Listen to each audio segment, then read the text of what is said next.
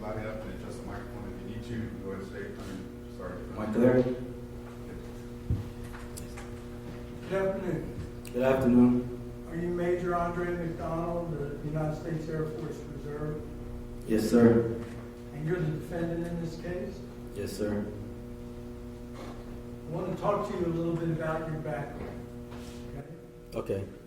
Where were you born? I was born in St. Catherine, Jamaica. And where were you raised?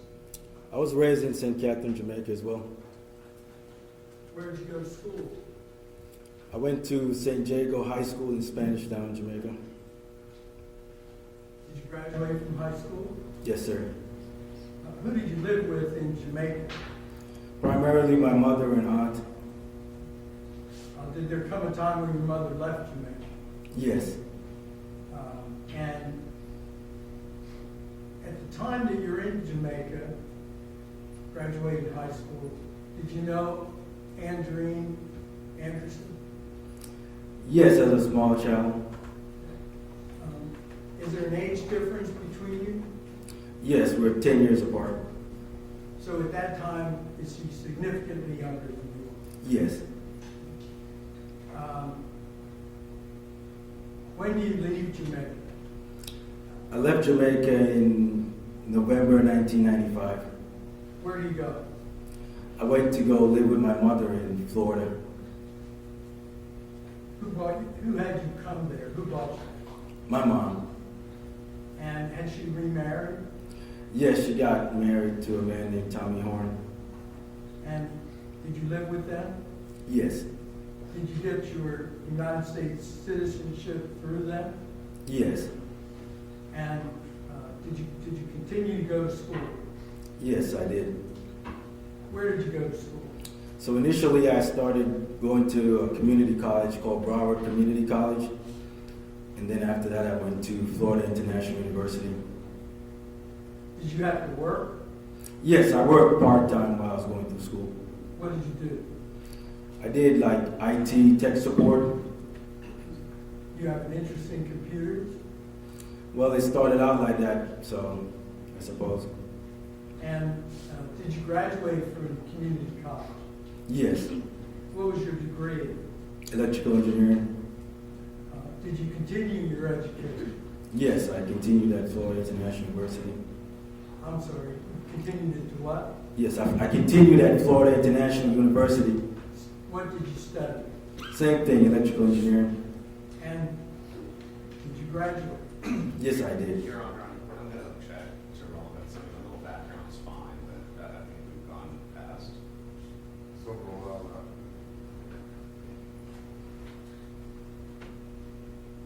After you graduated from four-year college, what did you do? I joined the United States Air Force. And did you go to officer training school? Yes, I did. Where was that? Montgomery, Alabama. What was your first duty station? My first duty station was in Fort Walton Beach at Edmond Air Force Base. Can you remember what year that was? 2005, February. What did you do in the Air Force at that location? I did two things. So first, I worked for a test and evaluation center. And then after that, I got transferred over to the Air Force Research Lab. Is this primarily computer work? Yes, it's basically computer work. Software? Yes. Weapon systems? Yes. How long did you stay there? I stayed there a total of 5 years. What was your rank by the time you left? So when I left, I was a captain. During this time period that you're talking about, do you meet Andreen? Yes. What year? In 2009, when I went to Jamaica for a funeral.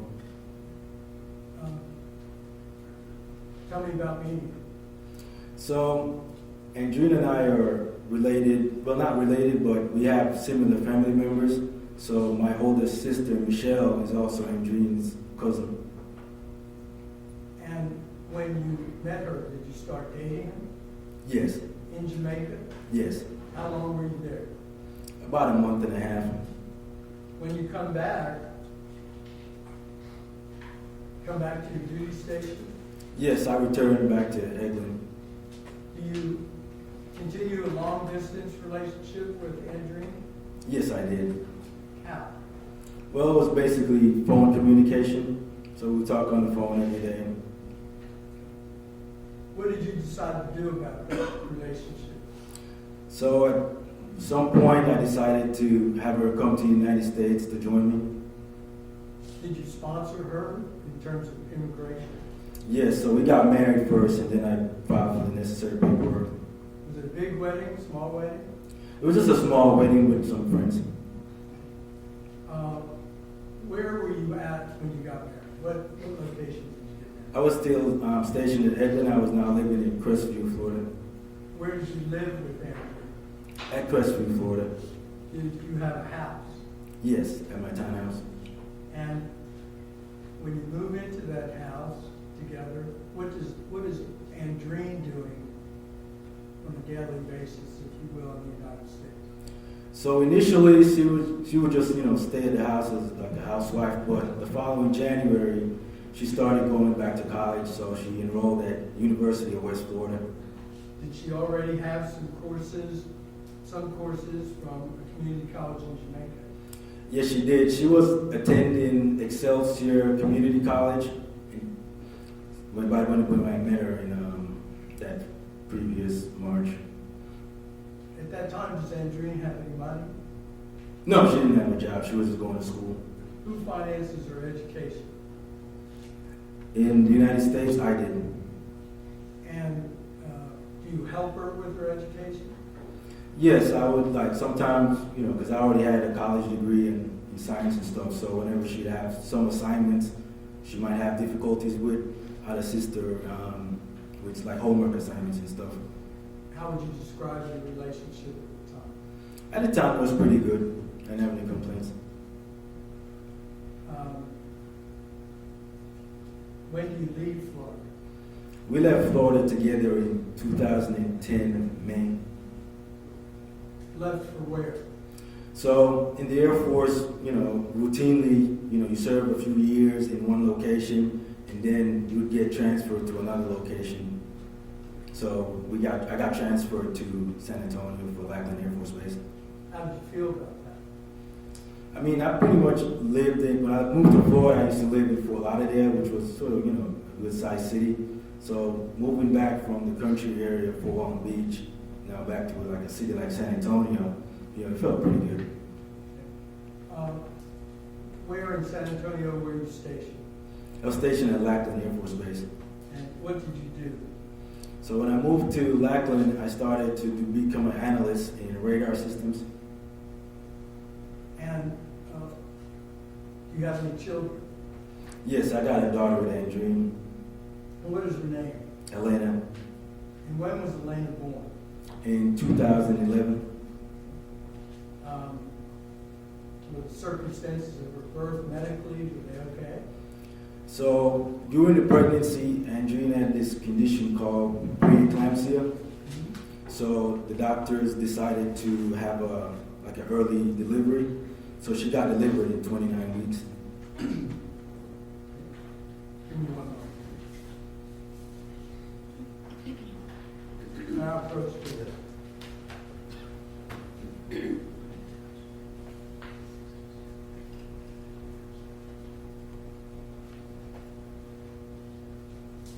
I'm showing you something that's marked as Exhibit 46. What is it? That's a photo of me and Elena. Okay. Is it a fair and accurate representation of you and Elena? She looks there to be, how old is she there? It seems like when we lived at Coral Grove, so she's about 4 years old. Okay. Is that a happy memory? Yes.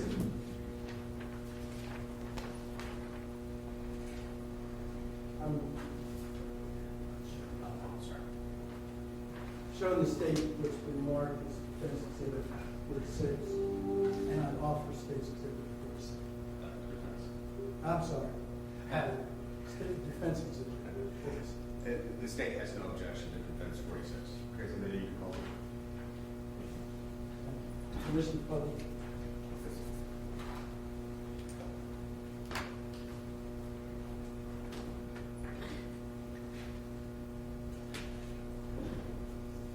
That's the photograph you were just describing? Yes. And that's you and your daughter? Yes, sir.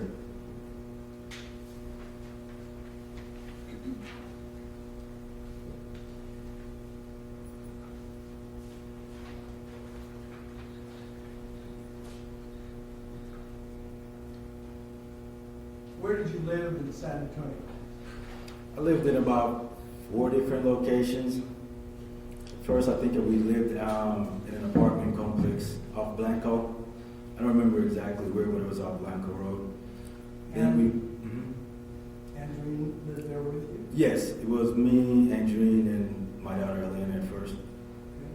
And what is Andreen doing at this time? So initially when we came to San Antonio, she was just finishing up her college degree at University of San Antonio, Texas. Did she complete that degree? Yes, she completed the degree in 2012. And after her degree, what does she want to do? So after she graduated, she came to me with this business idea about starting a home health care facility. Is that sometimes called assisted living? Yes. Did you do any research on that subject? Yeah, so it seemed interesting when she came to me with the idea, so we decided to, we'll do some follow-up research. Seemed like a good idea, so we decided to move forward with it. When you do that kind of a consideration, what are you looking at? So it's just different aspects, like what does the business entail? Do you need to get a license? How you go about getting like licenses and stuff like that? And also costs, how much it would cost to operate a business, how much profits you could possibly make depending on how many patients, that kind of stuff. Did you do a business plan? Yes, we did a business plan. Did you take any steps to begin such a business? Yes, so initially we wanted to just test the waters. So I went out and rented a house. And at that time in Texas, you can have an assisted living without being licensed if you have, I think, like 4 or less patients. So we started out by just testing the water through the rented house. At that time, does Andreen have any funds other than y'all's funds in the marriage? No. How did you fund the business? So, I've been working for quite some time by that point. So it's basically my salary that I've earned over the years, my savings. And did you participate in the business? Yes, so at first we were really small, so I'll just basically fund the business, but I also do like maintenance and stuff like that. And then if there's any like major problems that would come up, we'll discuss it at home and then, figure out how to solve it. Did the business grow? Yes, so after we started to test it with 4 patients and stuff, it seemed like something that we would pursue further. So at that point, I made a decision to purchase the house, and then we did like some major renovations to the house. So I had to pay for a water sprinkler system because that was part of the requirements by the state of Texas, and did some modifications within the house to set up like additional rooms. And what was going on with Elena in 2014? So in 2014, we got some bad news that Elena was autistic. And just generally, what did that mean? So at the time, I never really heard anything about like autism. So when we went, basically I used to when I was going to work every morning, I used to take her to the daycare and drop her off and then pick her up on my way home. And then one day when I went to pick her up, the director of the daycare facility told me that she thought, based on her experience with small kids, she told me that she thought Elena had autism and we should, have her checked out just to, make sure. Did you have her checked out? Yes, we did. And when you discovered that she had autism, what did y'all do? Well, at first, after the test, when I, brought her home for like the next few days, as we're trying to figure out like where to send her to, get some kind of treatment, I also did like some research on the internet, and I noticed like some of the patients well, some of the kids that I would see on YouTube, they had a lot of similar characteristics that Elena had, like the wandering eyes, and she kept on like repeating something over and over and over. So I knew for sure she had it. Beginning at that point, what do you do between you and Elena? So at that point, she's no longer a normal kid, so I had to basically start paying a lot more attention to her and trying to teach her stuff so she could communicate. Because in the beginning she wasn't talking, so she would have difficulty understanding when someone wanted to talk to her. But I figured out, I don't know how long it took me, but in like a few weeks or maybe a couple of months, I realized that I could teach her to like read words, and then I could communicate with her through, the words. I just write it down. Like if I wanted to say stop, I would write the word stop, and then she would say stop, and then she would know to stop. Do you grow the business again? Yes. So after the location, was pretty successful and we were living in the apartment, we decided to purchase a home, like a 2-story house at Coral Grove. We basically lived upstairs and had like an unlicensed facility running downstairs. So you and your family lived upstairs, the facility was down. Yes. After that, you grow the business once again. Yes, so at this point, I think it's like 2015, we decided to purchase this, property, and we did like some demolition work, and then we built a new facility at Bryn Mawr through a construction loan from Broadway Bank. Are both you and Andreen actively involved in that? Yes. Who does the business plan? So she did parts of the business plan, and then I came downtown at the Small Business Association, that's somewhere down here, and then I had a conversation with the guy, and he gave me like some tools, and so I did like the finance part of it, like, the numbers as far as for the business plan. How would you characterize your relationship with Andreen at that point in 2016? So in 2016, it started off, pretty good. We were, doing the construction, the business is growing, I'm also working, so I didn't have any problems early in the year 2016. What's going on, if anything, with you and the airport? So in 2014, that would be the time that I would have to like PCS, that's change station to another location. But because the business was growing and it seemed to have like, a bright future, I decided to transfer from active duty to, reserve duty in order to stay in San Antonio.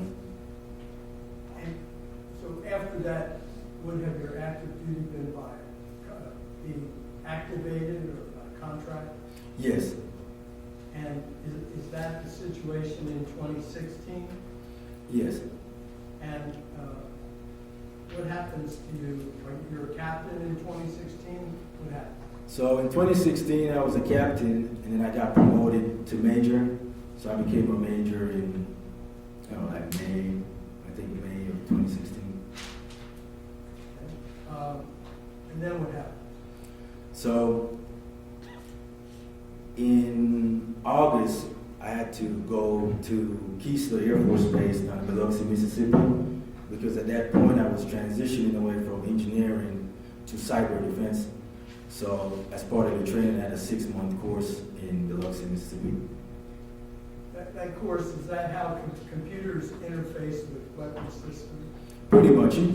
It starts off by you just learning like, normal computer stuff, operating systems, network architecture and stuff like that. And then towards the end, it gets into like, the actual defensive tools. And did Andreen visit you in Biloxi, Mississippi? No, she did not. What happened while you're there to your relationship? So one day I was, I think it was on the weekend in between classes. I go to the laundromat to do laundry, and all of a sudden I get this strange text from Andreen saying, when I come home, not to come back to the house. How did that make you feel? Honestly, I was shocked because up to that point, we had no indications that there was any kind of issues. When I left the house in August, we were doing perfectly fine. You know, the new location was going to have a grand opening in September. So all of a sudden, it just came from nowhere, so I was pretty shocked. When you finished the course, where did you go? So I went back home in San Antonio. And when you got home, what did you find? So when I got home, the relationship seemed to kind of change. Like before, up to when I left, we didn't have any issues. We didn't argue that, or rarely. And then all of a sudden, like she would get angry over like all kinds of small petty stuff, without basically frustrated me. So How long did that go on? So that went on. So I came back home in early December, and then that went on for like the next, couple of months. And then I just basically had enough because, I'm not normally around like that type of, stuff. So I got frustrated and decided I was going to file for divorce. Did you? Yes, I came downtown. I forgot what the name of the lawyer was and filed for divorce. And again, does that change your relationship? Yes. So at that point, when I filed for the divorce, I was still living at the house, but we weren't having any communication. In 2017, while your divorce is pending, Yes. I want to draw your attention to that. Did the police ever come to your house? Yes. Why? So during the divorce, I remember that when we had started the business at Bryn Mawr, my name was not on the account with Broadway Bank, which was a requirement at the time to get a construction loan from Broadway Bank. So I was thinking, wait a minute, I'm going through a divorce and only she has access to that account. It'd probably be wise if I could, get my name added to account so I could make sure that she wasn't doing any funny business. Why did the police come to your house? So that Saturday morning, we had a conversation about going to the bank so we could add my name to the account because typically, up until that point, she was the one that handled the paperwork. So if we had like stuff relating to the business, she was the one that kept it in the safe. So in the morning, when it was time to go to the bank to get my name added, she started fussing over something. I didn't remember what it was. It was just some nonsense, but to me, it just seemed pretty obvious that she was trying to prevent me from getting added to the account. So we started arguing, but because I didn't want my daughter to, see us arguing, I decided to leave the house. And then when I came back to the house, there was a police car parked in front of the house. Did the police talk to you and talk to Andreen? Yes, so when I got out of the car, the officer came and said he had gotten some type of domestic violence disturbance here. And so I looked at him, and then all of a sudden Andreen comes out, and I turned to the officer and I said, "Sir, take a look at her. Does she look like somebody's been abused to you?" And he looked at her and he said, "No." And then I asked him, "Could you please just wait here while I go upstairs and get some clothes so I can leave?" And then I went and got some clothes and I went and checked in a hotel that night. Did you go back? So when I was at the hotel, I didn't appreciate the fact that, she had called the cops and lied on me. So I told her I was going to come to the house to get the rest of my stuff and move out. So the next day, when I got to the house, she had locked the doors using the deadbolt from the inside, so I couldn't get in the house. So at that point, I called the police and asked them for assistance to help me get my stuff so I can move. And they sent a couple of officers over. And when they came, they called her and asked her to open the door so I could get my stuff and leave the house. Other than that instance in 2017, during the divorce, have the police ever been to your house? Not to my knowledge. And what happens after that with your relationship with Andreen? At that point, for maybe like a couple of weeks, I'd moved out of the house now and I was living with a friend named Micah on the other side of town and then going to work from there. And at that point, like the next couple of weeks, she kept calling, telling me to come back home for Elena and, she was sorry and all that stuff, and she was also calling out my mom and, family members to try to talk me into coming back home. Did you? Yes, I did. And did you move back into the house? Yeah, so when I moved back into the house, I came downtown and met with a lawyer and then told him, not to go through with the rest of the divorce. You withdrew the petition? Yes, I did. Now, after that, do things stay that way for a long period of time? So things were, calm maybe for like a couple of months, at which point we had purchased a house at Solitude Cove. But then, as soon as we moved into the new house, the whole problem started again. A lot of disrespect and all kinds of stuff started again once we moved into the new house. I want to call your attention to the 4th of July, 2018. Okay. What did you do? So, during the summer, we had decided to send my daughter Elena down to Florida to meet with, to stay with my mom for the summer. So we were going to go down to Brownsville to hang out for the 4th of July with a friend of mine I used to work with named Sergio and his wife Heidi. So, we drive down to Brownsville. And as I'm in, Sergio's house, sitting around the dining room table with Andreen, I noticed a tattoo inside the section of the arm, like here. And immediately when I saw the tattoo, it seemed like a date that I kind of recognized, but I wasn't sure, but it seemed like something kind of familiar. Were you aware that Andreen had a relationship before you in Jamaica with someone? Yes. Do you know who that person was? Yes, his name is Albin Hall. Do you know Albin? Yes, I do.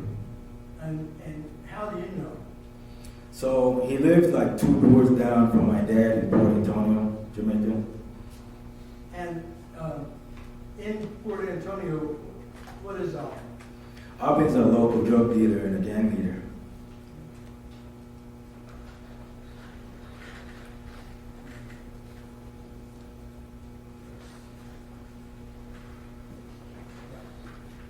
Now approach the here.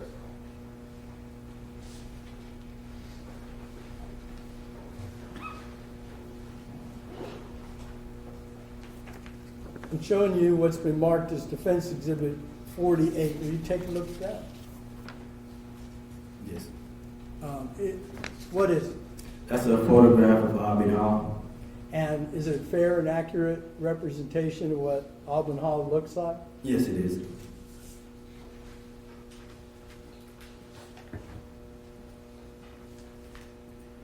Entering Defense Exhibit 48 to the state for any objection.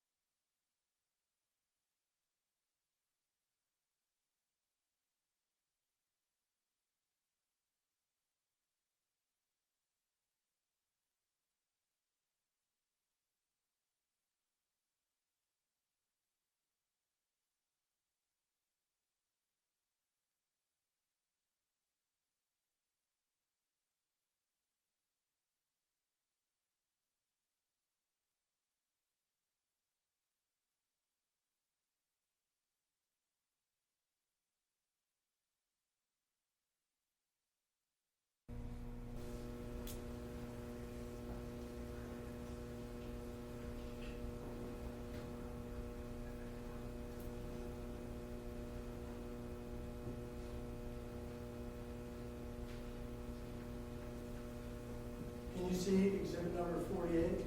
Yes, I can. On this trip, did you notice anything unusual about Andreen? Yes, like I said, I noticed she had like gotten 2 brand new tattoos. There was an A on her right hand, and then that number date that I saw on the inside of her left hand.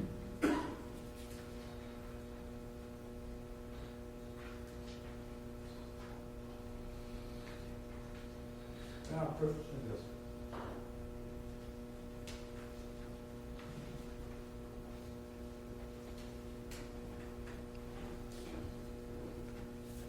I'm showing you what's been marked as Defense Exhibit 49. Do you recognize that? Yes, that's a photograph of Andrew's hand with a tattoo. Okay. I'm showing you what's been marked as Defense Exhibit number 50. Yes, that's also a photograph of Andrew's hand with another tattoo.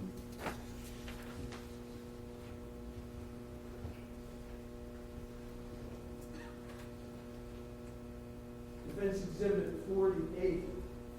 Do you see this tattoo that's in Defense Exhibit 49 on Alvin's chest under his chin? Yes, I do. Is it the same? Yes, it's the same A. I'd offer You're going to show the 49 and Just show it 50, to and I'm just going to take this off. Showing it to the state attorney. No objection either. Third meeting published.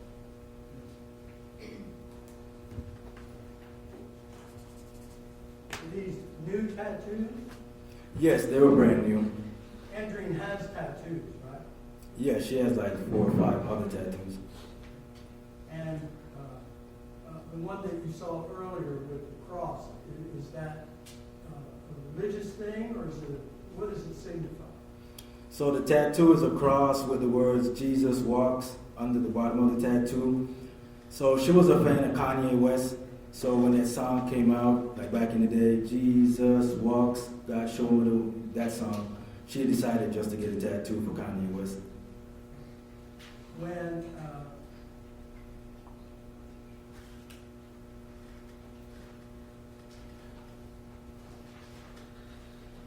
because I'd like to publish Defense Exhibit 49 and Defense Exhibit 50.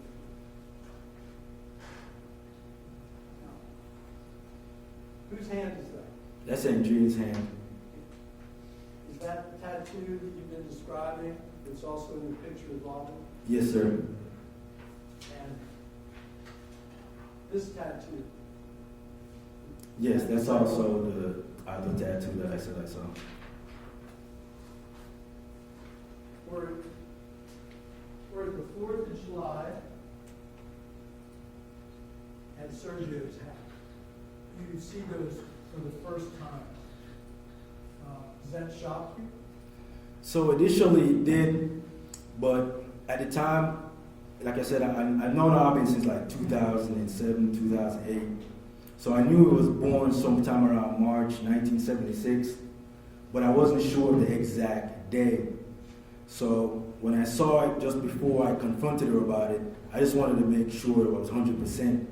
So his brother owns a nightclub, and I figured like they probably had some type of event there.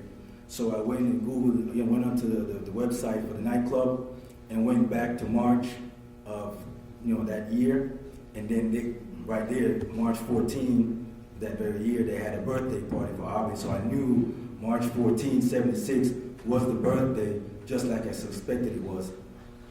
Not good. Yes. Yeah.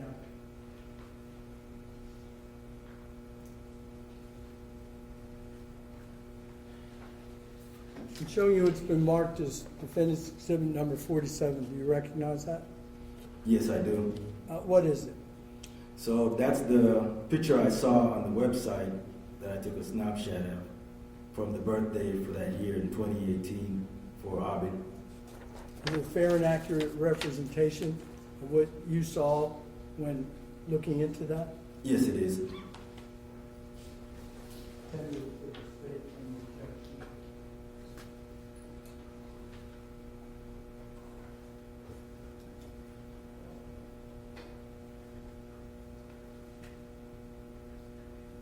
No objection. To make it public.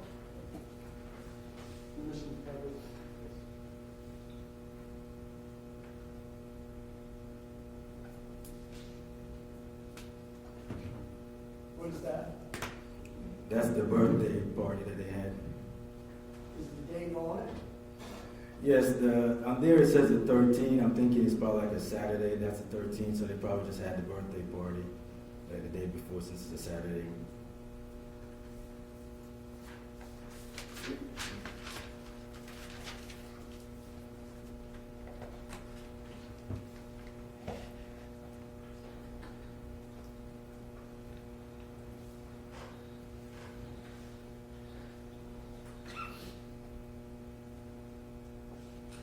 How much older than Andrew is you? I'm about 10 and a half years. Is Alden older or younger? He's older than I am. When you were aware that he had had a relationship in Jamaica with Andreen, how old was Andreen? 13 years old. Was that at the end of the relationship or at the beginning? That was at the beginning of the relationship. To your knowledge, did it go on for some time? I think it went on for like 5 years or so. Back to Sergio's house on the 4th of July. What reaction do you have to finding this information out? So I was, at that time I became pretty angry, to be honest. A lot of things, like since, late 2016 when she had sent me that text, and then since I got back in December 2016 with all the bickering and fighting over like some nonsense, at that time it was pretty frustrating because, we're having these arguments, but none of these arguments make any sense. Like, why are we arguing this much when everything seems to be going, right? And then suddenly in 2018, when I saw the tattoo, that kind of made sense. So I had just, pieced it together in my head. All of these arguments are basically whenever she has problems with the guy, she comes home and she takes out the frustration in the house. Do you have an argument about it at Sergio's house? Yes, so we started arguing at Sergio's house, but we were at Sergio's house and we were arguing, back and forth, and then she's, telling a bunch of lies, making up stories about what the number was. But obviously I'm not stupid. I can see that, it's the ex-boyfriend's birthday. It's on your hand. It's on their website. Clearly you're lying. So at that point I decided, you know what? I'm just gonna go home back to San Antonio. How did that happen? So initially, when I decided to head back home to San Antonio, I just wanted to drive, by myself to go home and have her find her own way. But I guess, she was, talking to Sergio and trying to tell him like, nah, everything be all right. We'll drive together. And then I guess eventually we just decided not to put Sergio, into any type of inconvenience. So I decided, okay, we'll just drive together, but she'll drive the car and I'll just sit in the back seat. What's the drive time from Brownsville to San Antonio? About 4.5 hours. How would you characterize that particular drive? I mean, it was pretty, it was a tense, argument because, at that point, like I said, I exactly knew now what all her, behavior was about the whole time. Like I remember, when we first moved into the house, I had gotten the master key and went to Lowe's to try to make like copies of the keys for her and Maureen, because at that time Maureen was living with us. I'm sorry. Listen to the question. Yes, sir. Thank you. Do you get all the way back to the house in San Antonio? No. So when we got to San Antonio, I decided like, hey, this been already like, almost 4 hours in here. I don't want to be around you. So could you please let me out of the car? Did she let you out of the car? No, she wouldn't let me out of the car. How far were you from the house? Drive time, I'm thinking maybe 15, 20 minutes. Walking distance, maybe an hour. And how many times did you ask her to let you out of the car? About 10 times. Did she ultimately let you out of the car? Yes, she did. How did that happen? So eventually, I keep asking her, let me out of the car, and she keep driving, let me out of the car. And then finally, I was in the back seat, and I grabbed her face. But when I grabbed at her face, she like moved. So I think I scratched her in the face. But at that point is when she actually pulled over and let me out of the car. After this event, how were things at the house? Well, after that event, it was pretty tense, because when I got back home, I decided to move out of the master bedroom, and I was staying upstairs, like contemplating my next move. So I just lived upstairs for a couple of months, I think.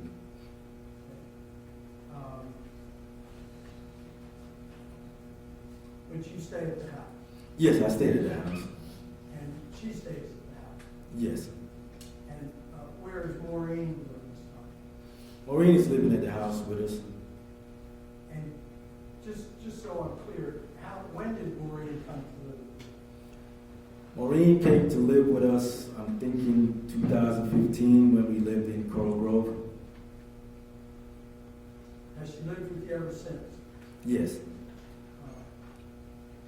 How would you characterize your relationship with Maureen?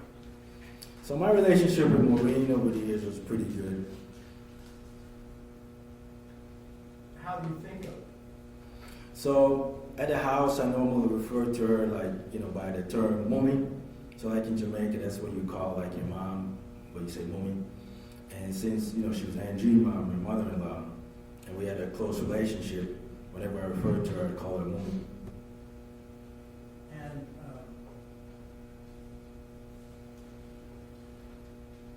how long does this go on at the house, just being?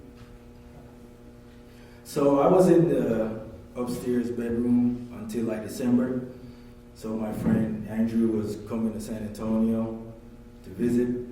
So at that time, I sort of moved back downstairs in the master bedroom so that Andrew could get the guest room, just to kind of keep up appearances. Are you and Andreen working on your relationship at that time? I mean, honestly, I wouldn't call it that. We're just keeping up a facade. In February 2018, did you have a party? Yes, I had a birthday party. Why? So, Andreen wanted to plan a birthday party for me. It's my 40th birthday.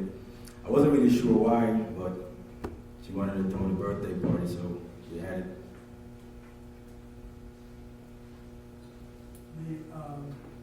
Whose idea was that? That was Andreen's. And how many people were invited? Maybe like 30 or so. Were you excited about that? I mean, it was a party, so we had fun. And how did the party go? The party went well. After the party, is there any difference in the treatment with each other between you and Andreen? So shortly after the party, I don't remember how many days after, she came to me with this idea about us, going to Jamaica. I think she had mentioned it before, but I told her that I'd think about it. But then after the birthday party, I contacted my friend Andrew in Florida to talk about it, just to see what he thought about this whole idea of us going to a concert in Jamaica. So when I called Andrew and told him about the concert, it was for like this reggae artist called Buju Banton. So I told Andrew about it, and he asked me if either one of us listened to Buju Banton, and I told him no. And I didn't know if Andreen listened to this guy in the 9 years we were married. And then Andrew said, Objection, if you're listening. Did it seem normal to you? no, it did not seem normal. Not good.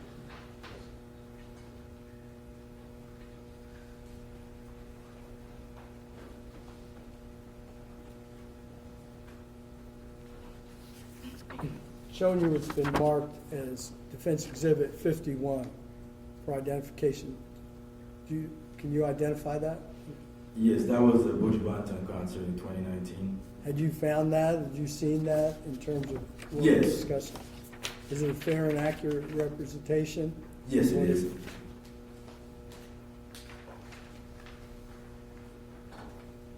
So the state Defense Exhibit 51 offering State's Exhibit 50.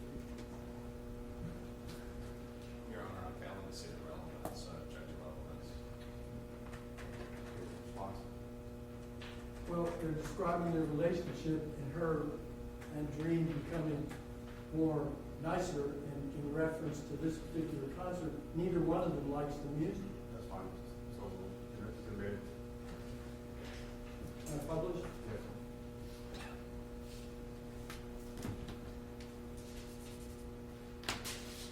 Is this the poster that you're talking about? Yes, it is.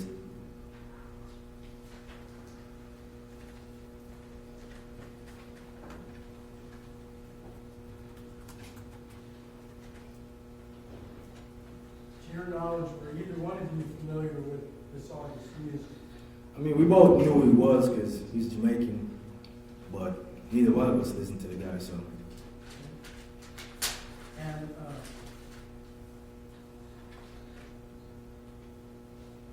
did you tell her that you would go or not go? So I told her I wasn't gonna go, so it was on the table. What was her reaction to that? She got pissed off and moved out of the master bedroom. Did that seem normal to you? On a normal relationship, no, but apparently it made her angry, so she moved out. Did you think her reaction was proportionate to you saying, no, you didn't want to take a trip to Jamaica? At that time, it didn't really, I mean, it seemed kind of odd that, you asked me if we should go to a concert in Jamaica, and I said no, and you get pissed off to the point of moving out of the master bedroom, but she did, so it is what it is. So that was after February 16th of 2019. Now Yes. I want to draw your attention to February the 28th, 2019. Yes. Were you living at the house? Yes, I was. Describe the morning for me. So for me, it was just another normal morning. I got up my normal time at 5 o'clock. I got myself like half ready. And then around like 5:30, I do the normal routine that I did every morning with Elena. So I pick her up. I go to her room, pick her up, take her to the shower, give her a bath. Then put on her clothes, take her downstairs, give her vitamin C medicine, and then put her on the school bus. And then from there, go to work. Do you recall what time you got to work? Probably like 8 or something. Where do you go to work at LAC? So I work for the 426 Network Warfare Squadron. So it's a skiff. That's basically a secure facility. So whenever you go in, you'd have to leave your phone outside. When you're at work, you don't have your cell phone. No, I don't.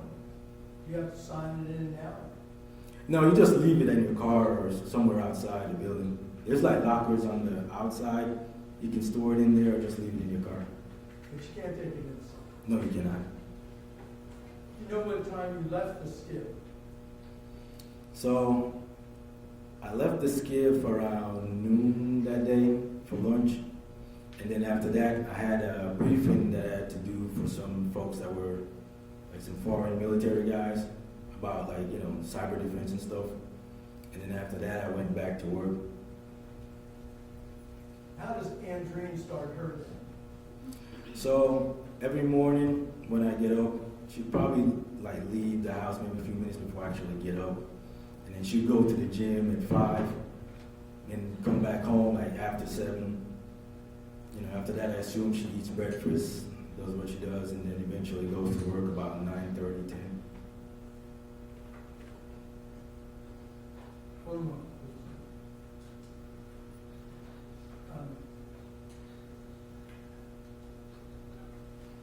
Are you and Andreen the same size? No, she's bigger than I am. How much bigger than you? Well, I'm about 5'9", and she's probably about 5'11", 6 foot.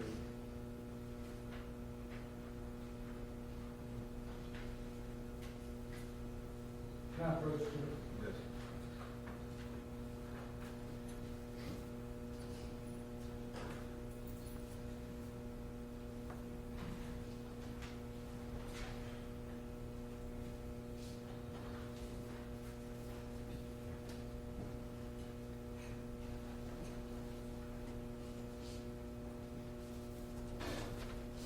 showing you what's been marked as Defendant's Exhibit 52 and Defendant's Exhibit 53. Can you tell me what they are? These are two photographs of me and Andreen standing next to each other. And you didn't take the photographs, did you? No, I did not. But are they a fair and accurate representation at that time of what you and Andreen looked like together? Yes.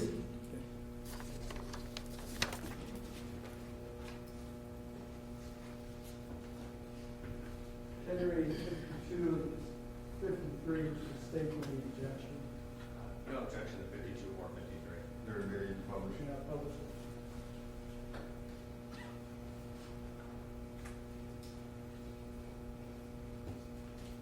Defense Exhibit 52, what is that? That's a photograph of me and Andreen next to each other. And does it accurately depict the difference in size between them? Yes. You said you're 5'9". Yes. How tall do you think Andreen is? That's about 5'11", 6 foot. Second photograph. Yes. Same thing. Same thing.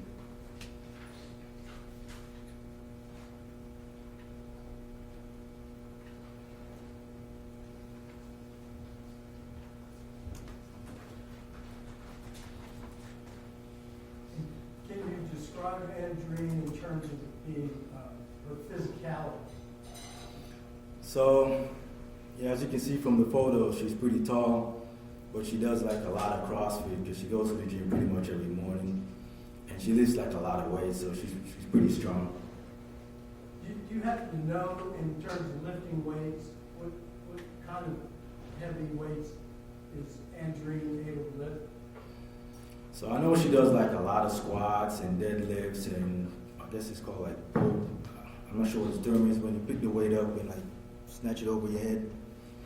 But I know she can lift a significant amount of weight, maybe like around 280, 300 pounds.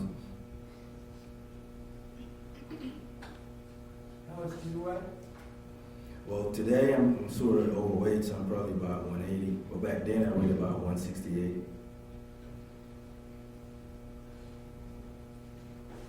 I want to go back to February the 28th. When you leave work, where do you go? So I think when I got out of the building, I got a phone call from Andreen saying to meet her at the H&R block to sign the taxes. You go there? Yes, I went to H&R block For what purpose? just to do the taxes. And you seen video earlier of you arriving there? Yes, I did. When you got there, what did you do? So when I got there, Andreen hadn't arrived yet, so I just went inside the building. But we've been doing taxes with Juanita for several years, so I just walked into her office, and she already had like our documents on the table. At which point I just, started to like look through them just to see, make sure everything was good. How long were you there doing that? Before Andreen got there, I'm not sure, maybe 10 minutes or so. Did you observe anything while you were looking at the paper? So when I was looking through the paper, I noticed something that Andreen had started this business named Elena's Property Management, and under the business there was a construction taking place for our fourth facility that was supposed to be taking place for Starlight Homes on our joint property at Scarsdale, which I found shocking because I remember when I did the edits for the business plan and submitted it to Andreen to give them to the bank, they were under Starlight Homes. But here on this form, it says there's a business plan going forward under Elena Property Management, which I knew nothing about, and immediately I just knew she was stealing from me. This would be the fourth location? Yes, because we already had 3 locations before for the assisted living. At that time, what was the status of the fourth location? So the 4th location, we had already bought land, and we were, doing work with this architect who was designing the facility. So every a few weeks or so, we would both go to the guy, take a look at the drawings and stuff like that. Did you do a business plan? Yes, we had done a business plan for it. Did you get a mortgage? So we were in the process of getting the mortgage through Broadway Bank. The documents that you saw at H&R Block, did you sign any documents for a new company? No, I did not. Did you sign any documents for a new account? No, I did not. What did that signify to you, if anything, at H&R Block? So basically, all that meant to me pretty much that she was robbing me, and she was trying to you create a new business so she could transfer property to it, and also open up a separate account to which I would have no access to, and in that way she would have control of basically all the business money. Did you speak to Ms. Brockman about that? No, I did not. Did you have any conversation with Andreen? So when she came to the H&R Block, initially I asked her hey, what the hell is going on with this? But I did it in Patois. What is Patois? That's a Jamaican Creole. Is it a separate language? Sort of, kind of. It's more like a dialect, but to the normal ear in America, you probably wouldn't understand Is it a mismatch or mixed match of different languages, cultural?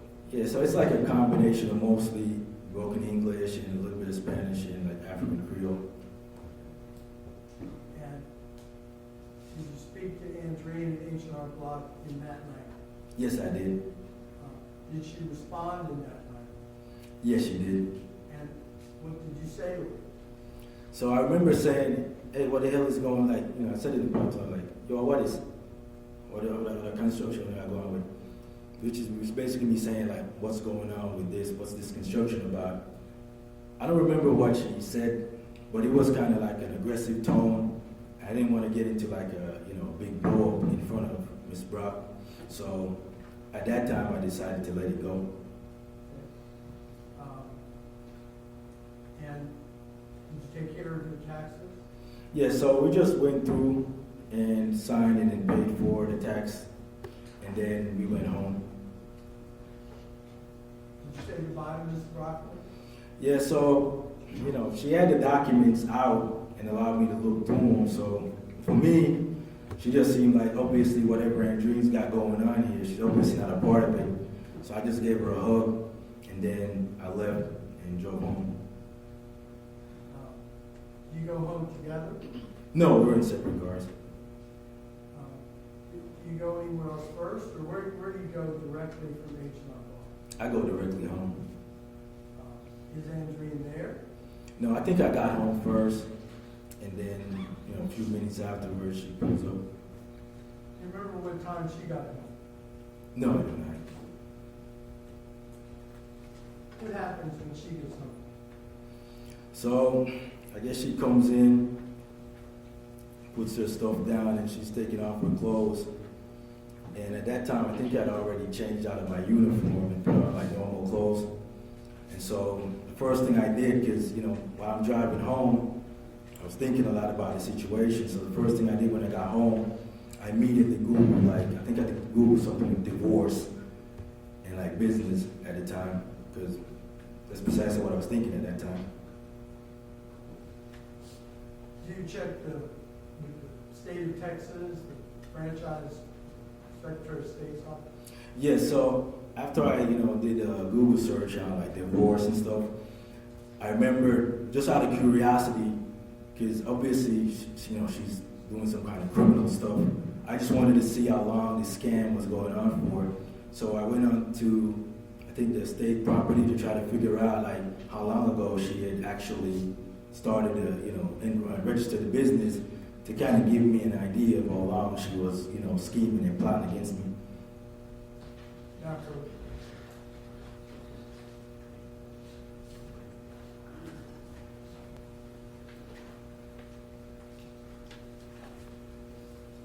I'm showing you it's been marked as Defense Exhibit 54. Do you recognize that? Yes, I do. What is it? This is basically the information for the Elena's property manager registered with the state. Is this what you conducted a search for and found at the time that you were just testifying when you get home? Yes, it is. Is fair and accurate representation of what it is? Yes, it is.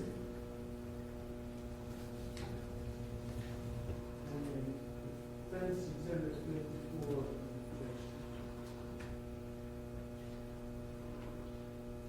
No objection. I'm ready to publish.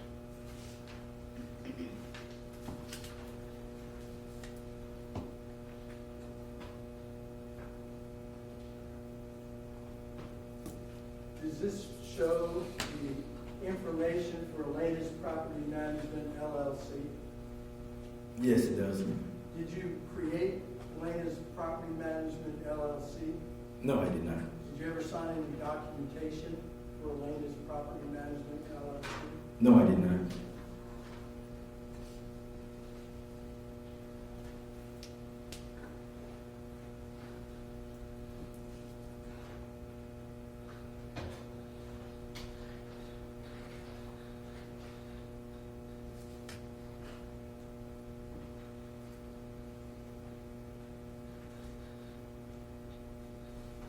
Can I approach the gentleman?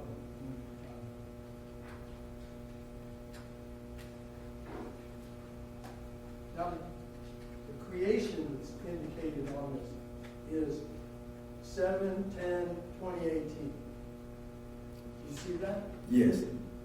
How close was that to this argument, eruption that you're talking about that was in Brownsville at the 4th of July? That would basically be 6 days later.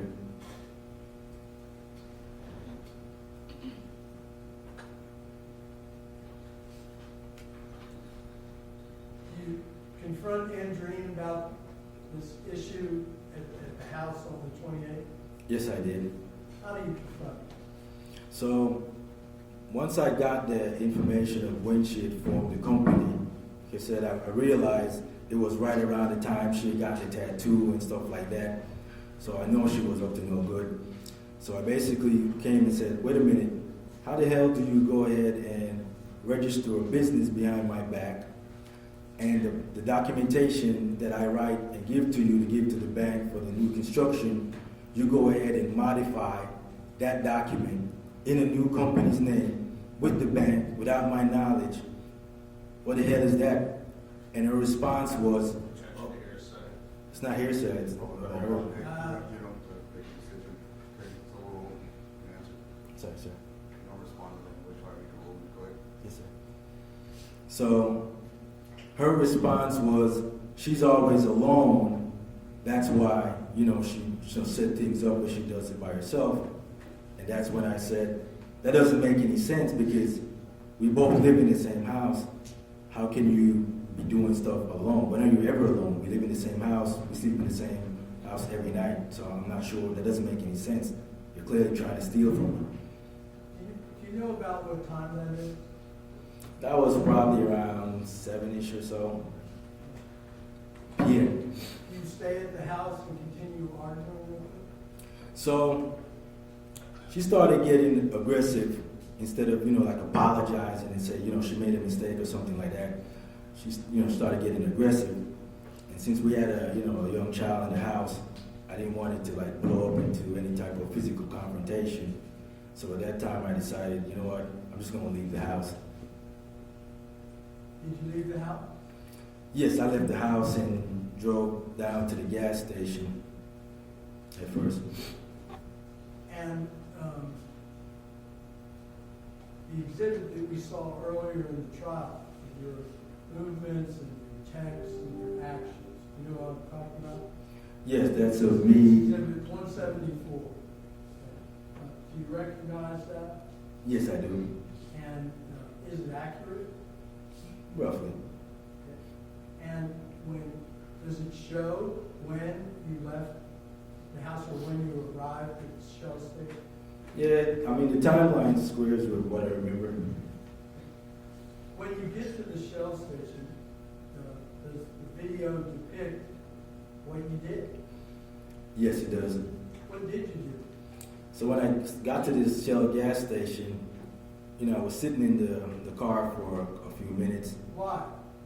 So I was just, thinking about all the stuff that was going on, Why? I mean, this was a very big discovery. I mean, it's not every day you find out your wife's ripping you off. I'm sorry, your wife is what? Ripping you off. How long, if you know, how long you sit there? I'm not sure how long I was there, but I know like while I was sitting in the car, I got some text from Andreen. Did you reach out and communicate with Andreen? When I left the house initially, Sitting there at the Shell station, Mhm. did you reach out and communicate with Andreen? no, I did not. Who started the communication? She did.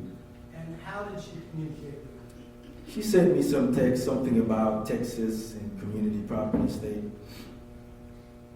Okay, let's see if we can get that.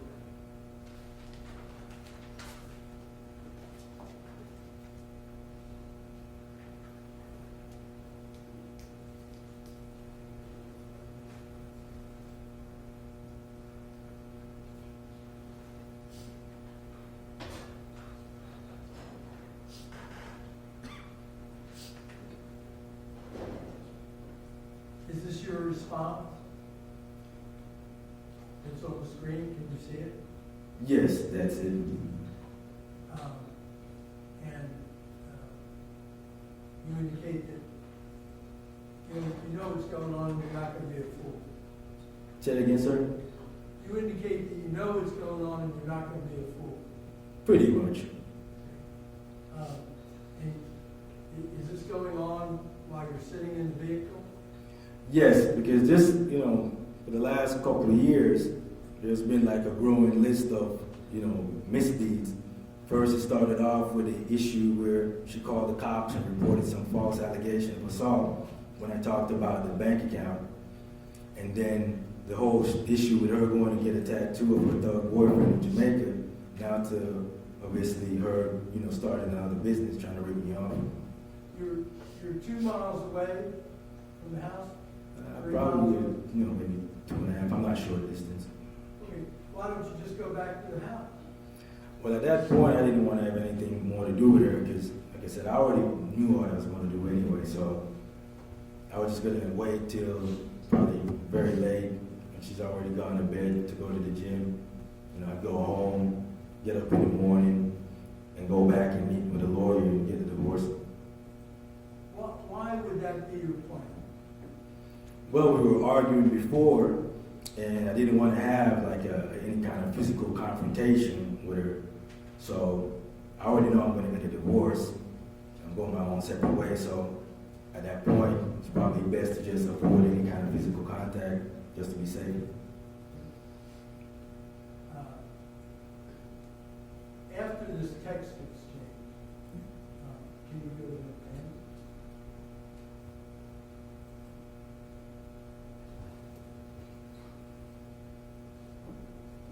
So you, like everyone else, saw this exchange in this video in Stacy's Exhibit 174, correct? Correct. At the end of it, do you leave the Shell station? Yes, I left the Shell gas station and then I drove to the park that's probably like midway between the house and the Shell gas station. Stay right in the neighborhood. Yes. You go to the park. What do you do at the park? So at the park, I think I was like listening to some music, just killing time, just to let, the time go by. Why did you want to let time go? Because, we just had an argument. Like I said, at that point, I didn't want to have anything more to do with her. So the plan was, I'll just wait till it's extremely late. She'll be in bed. I go back home to the house, and then I'll just go to bed. How long did you stay at the park? I don't remember exactly, but I think I went home probably around midnight. When you came back into the neighborhood, did you use your keypad? No, I punched in the 1976 gate pass. And where did you park at the house? I think I parked in the driveway. how did you enter the house? So when I got out of the car, I went through the front door. What do you expect to find? Well, you know, at midnight, I sort of expected Elena to be asleep in her room and Andreen to be asleep upstairs in the guest room. When you enter the front door, what do you find? Well, the light upstairs was dark, so it seemed Elena was definitely asleep. But I noticed the light in the kitchen was on, which I found kind of strange. And where are you going? So at that time, I'm just going, you know, to the master bedroom that's located towards the back of the house downstairs. How far do you get? So right as soon as I get to where like, the living room area is, I notice Andreen is sitting in the couch. Basically, they're in the living room. When you see her, tell me what you see. So when I see her, she's sitting down in the couch and she's obviously pissed off, just like she was when I left the house, you know, earlier that night.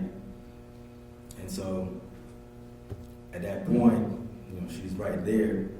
So I told her, like, look, tomorrow when I leave work, I'm going to go back downtown to the divorce lawyer and I'm going to get a divorce. And this time, I'm not pulling it up. Which basically means I'm not stopping the divorce like I did the first time. As you're saying this, are you standing still or where are you going? So when I was saying it to her, she's sitting in the couch and I was standing like right in front of the TV. And where are you going? So I was on my way to my bedroom. I saw her, I said it to her. And what was her reaction? She got real upset. And then she started yelling at me and started yelling, "Go suck him out of bati boy, go suck him out of bati boy." Is that patois? Yes, it is. Can you break it down for me? What does it mean? So the phrase "go suck him out" means go and give like your mom oral sex. And then bati boy is just another phrase in Jamaica that they use to call you a homosexual. Is this a run-of-the-mill curse in Jamaica? No, it is not. Why? So in Jamaica, it's more like a matriarchy type society. So, you know, guys usually, most guys that I know typically live with their moms. So there's like a close affinity to, especially guys and their mothers. So like disrespecting somebody's mom is like a big no-no. If somebody said that to you in Jamaica about your mom, what would happen? Typically that would lead to a fight. And the second part of it about being a bocce boy, which you said a homosexual. Right. Why is that so? So Jamaica is sort of, you know, a little bit of, you know, maybe a homophobic type society. So calling somebody like a bati boy is like a serious disrespect. Again, run-of-the-mill or serious curses? Yeah, it's serious. Usually it starts like a fight.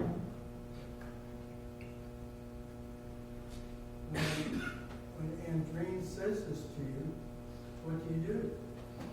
So the bati boy piece, I sort of like brushed over it. But, you know, the suck your mother piece, I responded to that. And I was like, "Ofa mother ya tato." And that's basically me asking her, whose mom are you talking about? Well, why did that bother you? Well, that kind of bothered me because, you know, ever since we've been married, my mom treated Andreen pretty well, and I treated Andreen's mother pretty well as well. So that seemed like a pretty odd disrespect, unless you're, you know, trying to get into a fight or something. I don't know. Throughout your marriage, all the arguments you've had, is this different? Yeah, she had never said that before. And when it happens and you say, whose mother are you talking about? Does she respond?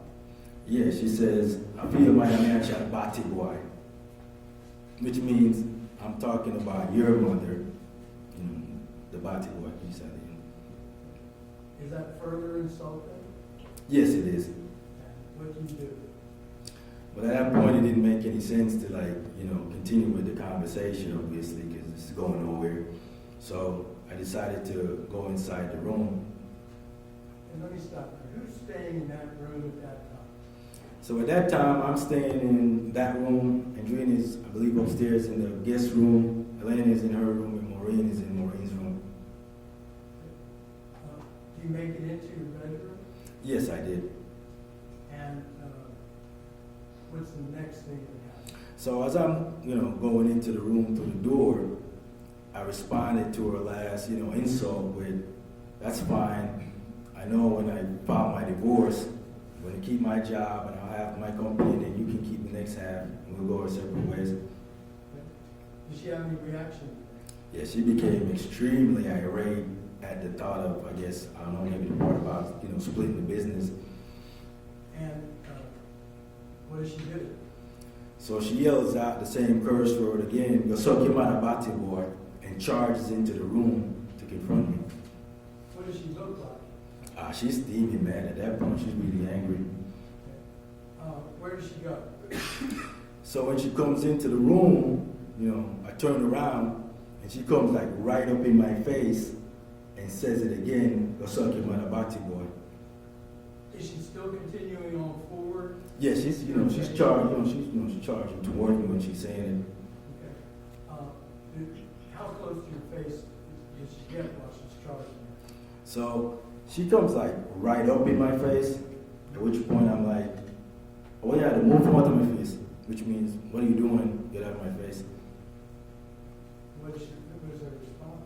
And her response after that is, away out of them, which means, "What are you going to do about it?" What do you say?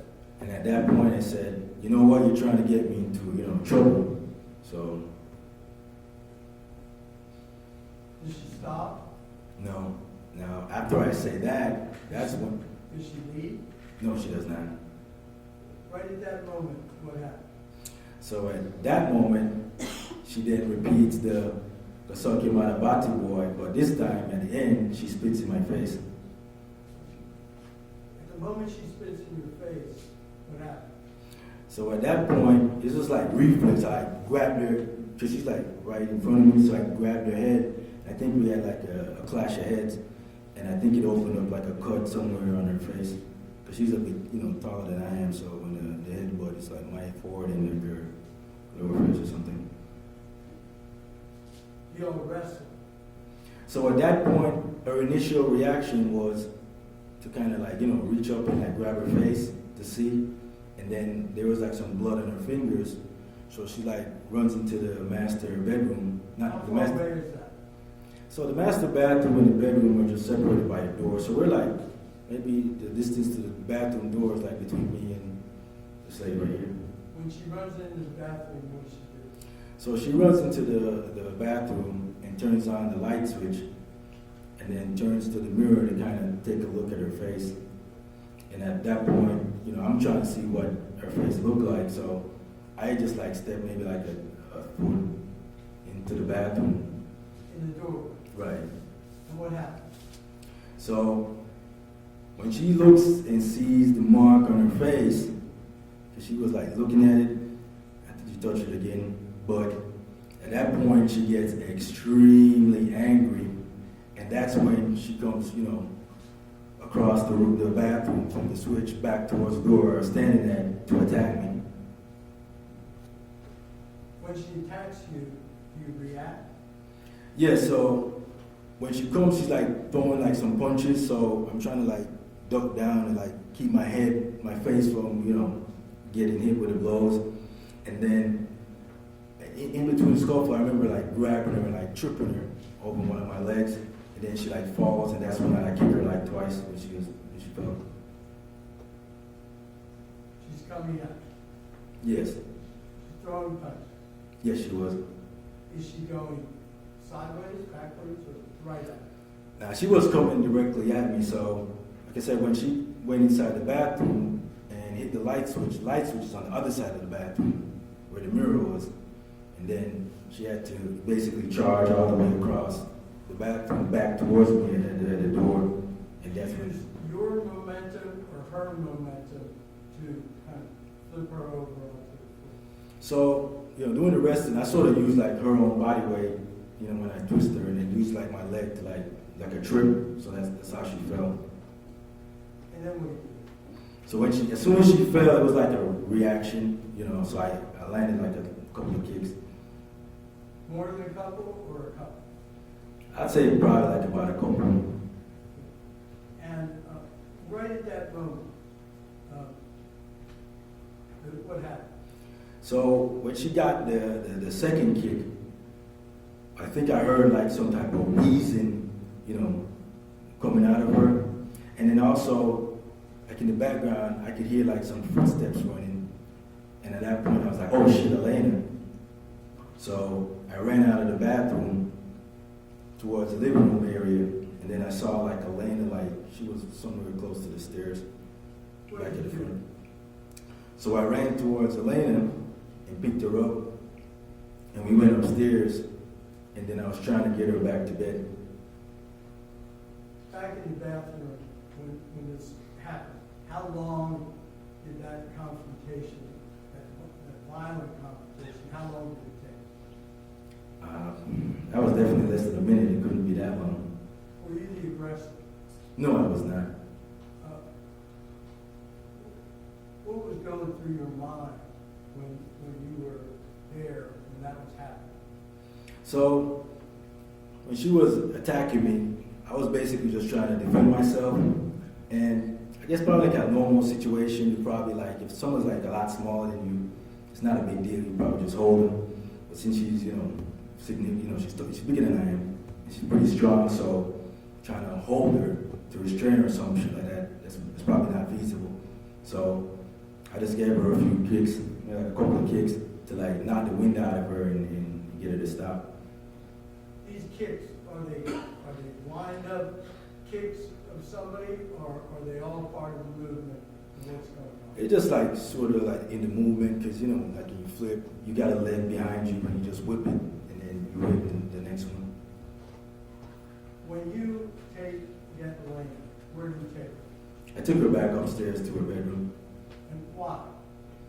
because I didn't want her around, you know, any type of situation where, you know, there was any type of family violence or stuff like that. And when you get to her bedroom, what do you do? So I was there trying to get her to go back to sleep. And then, you know, at the time I'm thinking about like, okay, she probably just called the police and Who? Andreen. When you go up to Elena, do you think that Andreen's okay? Now I just thought, you know, because I heard her wheezing, so at the time I just thought she got the wind knocked out of her. So she probably already caught her breath, probably called the police and made up some story. You know how long it takes you to get Elena back to sleep? I'm not sure the exact time, maybe 20, 30 minutes. After you do that, what do you do? So after Elena falls back to sleep, that's when I, you know, go back downstairs and head back to my room. And then when I, you know, get inside the room, I notice Andreen is still lying on the floor right next to the door. So at that point, I sort of like, you know, go over her and she's not moving. And then I went over to like check, you know, see. You check? Yes.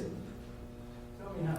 So I bent over and then I like grabbed her face and then like feel like if I could feel like a pulse or something, and then I put my ear next to like her nose to see if she was breathing, and she was not. What kind of reaction did that make? So at that point, honestly, man, I became like pretty frantic at that point because, oh fucking shit, you know, she's dead on the floor. You know, we just had a fight. Obviously, you know, I'm gonna get blamed for this. And I got a 7-year-old autistic kid upstairs that was gonna take care of her. So, I mean, it was a pretty scary situation. Do you stay right there at the doors of the bathroom and the master bedroom, or where do you go? So at that point, you know, I'm feeling like the house is like hot. So I went outside just to like get some fresh air and just to like, you know, gather my thoughts and like think about like, you know, what the hell is this going on? So I go outside and I'm, you know, just out there like pacing around and thinking. And I think I actually like went through the gate and then I came back in to the house. What did you do? So when I got back in the house, I'm thinking, God damn it, I think I need to get her out of the house before, Elena wakes up and sees her in the house. And then, I don't know, man, at that point, I got this idea to just like get her out of the house. So I think I made like a text message or something like, where are you type deal. And then I went into the garage and I got two trash bags. Describe yourself when you do. So, I mean, it's a scary situation. I ain't never been in anything like that before. I'm pretty nervous, I'm frantic, what the hell is going on type deal.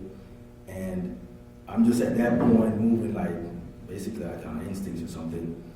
But I go inside the garage and I grab like a couple of trash bags and then I put one over the top of her and then the other one under for the lower leg or something. What's your purpose in doing So at that point, for me, I was just trying to get her out of the house.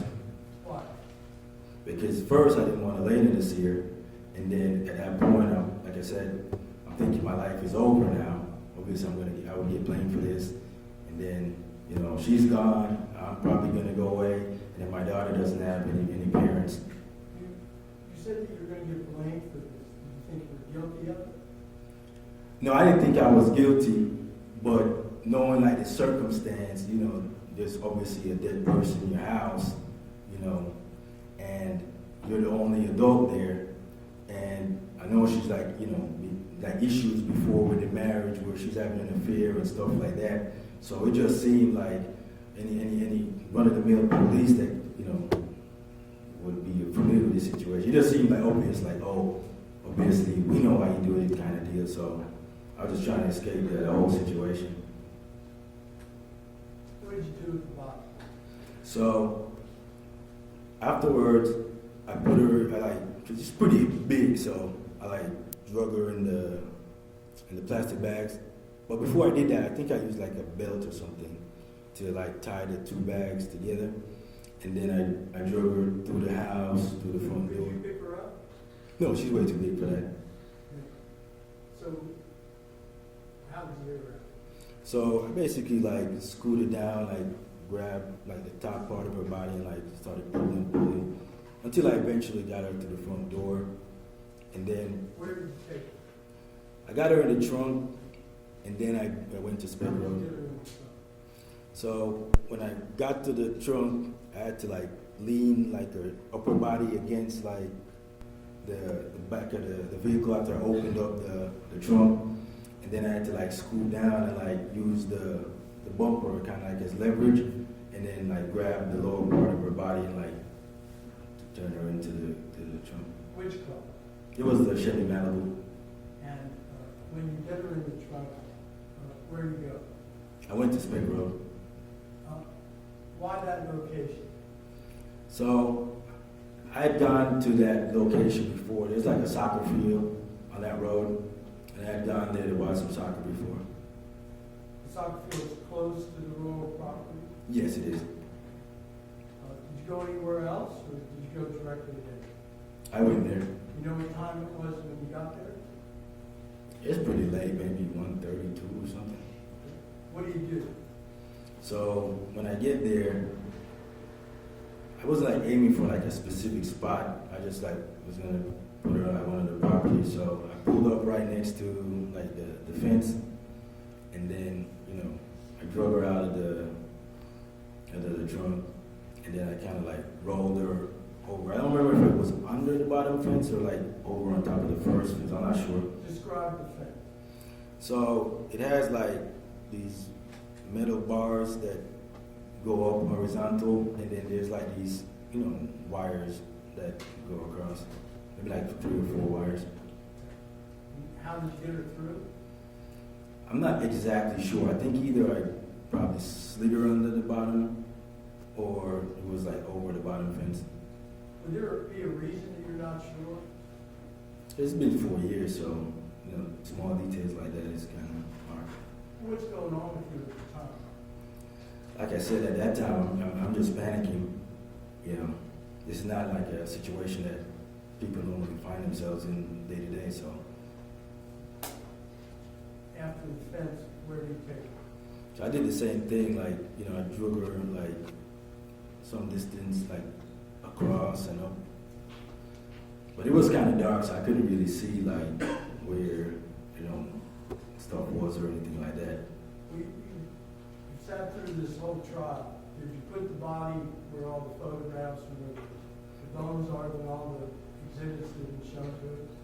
Yes, that would seem kind of accurate because I remember there was like, you know, a dead cow right next to where I ended up. When you put the body there, what did you do? So at that time, I took the bags off. I was going to leave it there. And for some reason, I don't remember why, but I just had this weird idea that probably should just take the clothes. So I took the clothes and threw them in the bag and then went back in the car and went home. Take all her clothes? I think so. And you went, you say, you put them in the bag and you went home. Yes. When you got home, what did you do? So when I went home, I think I went home and at that point I think, I don't remember if I took my clothes off and threw them in the bag. But eventually I knew I threw her clothes and I'm thinking I probably took my clothes off as well. And threw them in like a plastic bucket and I just got a lighter and lit them. But as I'm Was that doing, a smart thing to do? now that's a pretty stupid thing to do. Why? Because, you know, it's a plastic bucket. So, What happened? so the plastic bucket started to melt when, you know, I lit the fire. And so that's where it kind of turned over on the, where you see the spot. The mark out back of your yard, is that the top of the bucket? Yes, How did it get like that? it just melted down from the heat. Is that With the where, clothes. that's where you put the bucket Yes, when it started to melt? yes. Then what did you I do? think I put the stuff like into, like I think I scraped it up and then like threw it in like a trash bag. But for some reason I think I Did you took do any cleaning? Yeah, so when I went back into the bathroom, like right where she was laying down, I think there was like a small speck of blood or something on the floor.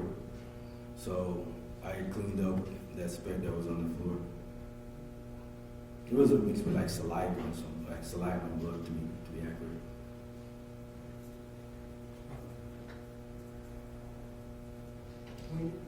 I want to go back for just a minute. When this tussle, fight, conflict occurred. Okay? At that moment, were you afraid? During the fight, Yeah. I mean, yes I was, because like I said, we never had like any type of big brawls like this. And I hadn't had a fight, like a real fight with anybody since I was like 13 years old, so. Do you have any special training in fighting? No, I do not. Is it part of your workout or anything you do to practice fighting? No, I don't have any reason to practice fighting. I work at computers. And when's the last time you said you had a physical fight with someone? I was 13 years old, going to St. Jacob High School, like 12th grade. And after this happens and you dispose of the body, what do you do? So after that, I remember like going upstairs to a lady's room when she was sleeping. So at that point, I was just like in the room. I don't remember how long I was in there, but I know I was in there crying. Do you remember how long you stayed in there crying? Maybe an hour or so. How did you feel about everything that you described? I mean, at that point, man, I mean, it felt really awful. Like, basically, we had a good life for a while and everything is going good. And then basically this madness just like, you know. So at that point, you know, I'm feeling really sad because, like I said, my daughter got autism. She's 7 years old. She's probably not going to have any parents. You know what I'm saying? And then at the same time, I'm also like, why me? Why me? Because pretty much the whole night, I tried to avoid the very situation that I ended up in when I left the house. So the next morning, what do you do? You back up. You go to sleep? No, I couldn't sleep at that point. Okay. The next morning, what do you do? So it was like a few hours after that, you know, time to get Elena back up for school. So I went upstairs, you know, to give her a bath, and at that point, she when I picked her up, she asked me like, "Where's mommy?" What'd you say? So, and at that point, like, you know, it kind of broke me down. So I didn't really know what to tell her. So I just told her like, you know, hey, mommy's at the gym. And then at that point, I gave her a bath. We did the same thing afterwards, like, you know, put her clothes on, took her downstairs, you know, gave her like a vitamin C, and then I put her on the bus. Then what do you do? And then after that, after I put her on the bus, you know, I went to walk the dogs like I can normally do as well. And then I think I sent Andreen like a text, you know, and then like I fed the dogs or some silly like that. And then when I was leaving the house, I noticed, you know, like her phone. I think it's in the bathroom or something, and then it popped in my head like, wait a minute, you know, when Jeannie left the house, she probably has her phone. So at that point, I think I grabbed the phone. And I don't remember if I smashed it outside or something, but I know I smashed it at some point, and then I threw it in the same garbage bag that I had. And then when I was driving to work, there was like a construction going on someplace. And then I pulled over the side of the road and like dumped it in the like this construction, you know, bin that they have. And then went to work. How long were you at work? So it was just normal, like I was there till maybe like close to maybe 11 or something. I'm not sure, but you know, it's about lunchtime. And then I decided to go to lunch. And how are you that day? So at that time, you know, I haven't had any sleep, you know, pretty much. So I'm just, you know, kind of like moving along like basically like a robot. And you go in the skiff? Yes, I did. When do you come out of there? So like I said, it's probably around 11ish or something, or 11:30. I'm not sure the exact time, but I know I came out like doing around the lunchtime period. And then when I came out of the skiff, I didn't like turn the phone. I don't know. I didn't look at the phone at that time, but I know I went to the Popeyes first. And then as I'm driving away from the Popeyes, I believe, I realized that I got like a bunch of calls on Facebook from Carol. You go home? So not immediately. I remember giving Carol a call back. And then when I answered the phone, she's like, oh my God, like, I've been looking for you guys all morning. You know, where's Andreen? And I was at that point, I said, I don't know where Andreen is. Maybe she's at the house. And then she says, Judy called her saying she was, you know, been calling Andreen this morning and she couldn't get a hold of Andreen. And so at that point, I told her I'd go home to the house. Maybe she's, you know, in the closet or something. The testimony of Carol Gambar and Elizabeth Cancel about you at the house confronting you, is that pretty accurate? Initially, when I went home and they came into the house, there wasn't really like a confrontation because as they came in, there's like, you know, I don't remember, I think Maureen came through the door first. And then Carol came behind her. But there was like a brief exchange because I was like walking out of the house. I don't know what they were saying something to me, but I couldn't hear. So Do you remember anybody yelling at you? at that point, no, I did not. Where did you go? So I got out of the house and then I got in my car and then I went to the hospital. Why?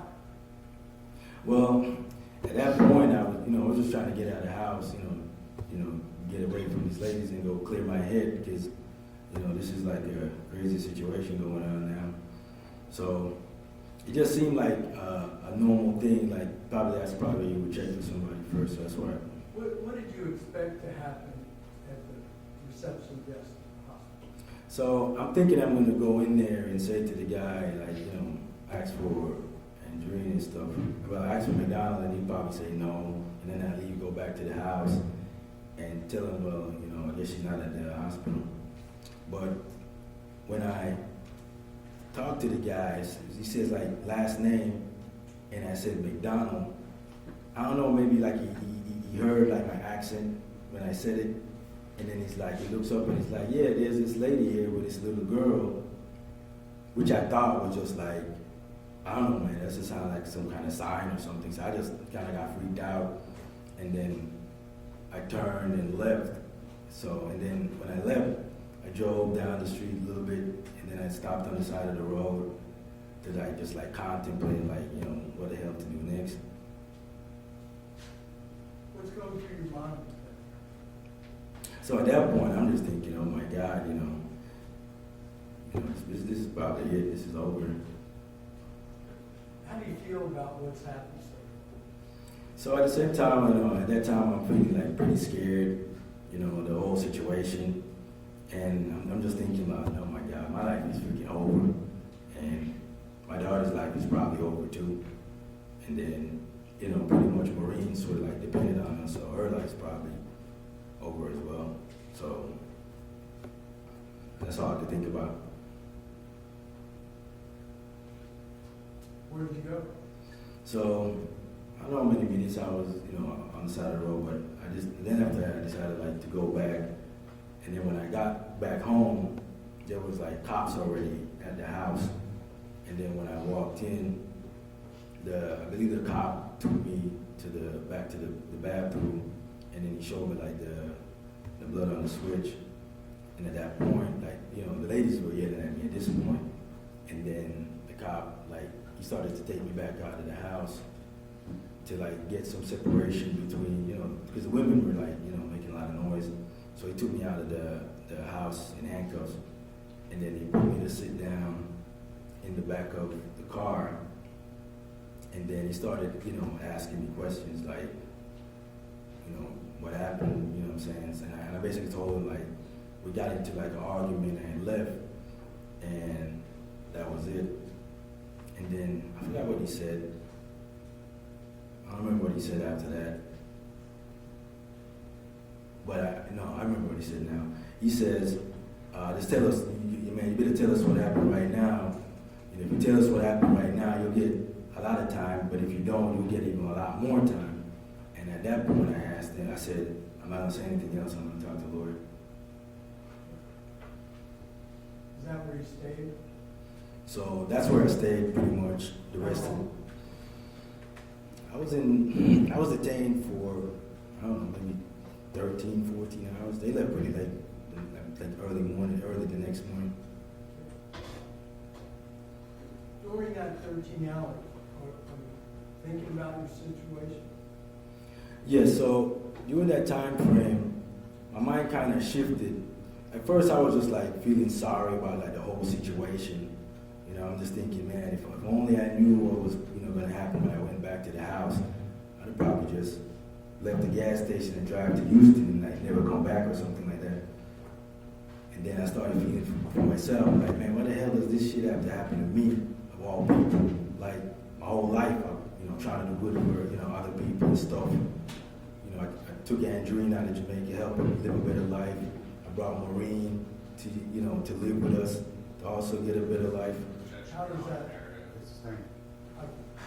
does that make you feel? At first, as gradually the sorry and the pity started turning towards like anger, because now I'm thinking like, what the hell, she's doing all this stuff, and I started thinking about all this stuff, and as I'm thinking about the cheating, the stuff with the accounts, with the money, and now with the business and all of that stuff, and then finally, like this whole reason that we started arguing that week about me not wanting to go on that trip to Jamaica. At that point, honestly, I just thought, oh shit, this is what's going on. So I thought at that point, oh man, this is what was going on. She's trying to set me up to like get me down to Jamaica and have the boyfriend, you know, off me when I was down there. And at that point, like the pity just kind of like went away. And now it's just like pure rage and like anger. The whole time I'm in there, I'm just there, I'm like angry now because now I'm like, you know, she got a degree. Did they release you? Nah, they released me maybe like 2 o'clock or something. What do you do? So as soon as they released me, like I said, I was pretty angry now at that point. And so I went inside the house when they left, and then I think I grabbed like the hammer. I had like a little bit of gas or something in like a container, like a plastic container. And then I went into the vehicle and left. But then when I drove out, it was like really foggy and dark that night. So I had to like circle back to the house to grab the flashlight. And then when I grabbed the flashlight, I think that's when I then drove to the, I think I circled back a third time because when I grabbed the gas, I didn't have anything to light it with. And then I went back to grab a lighter. And then I went to the field. Now approach it.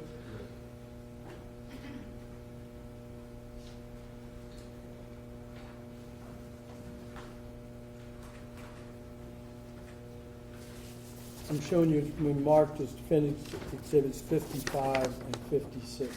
Do you recognize those? Yes, that's a picture of the shelf that's in my garage. Are they both pictures of the shelf in your garage? Yes. Okay. You know, if exhibit number 55, are these on different days?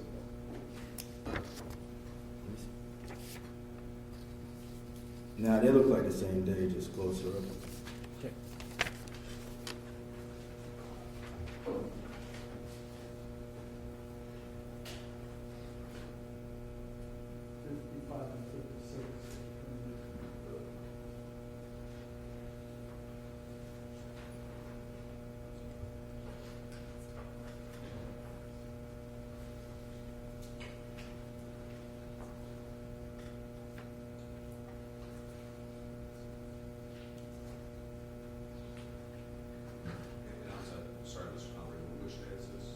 March 1st. No objection, Judge, to 55 and 56.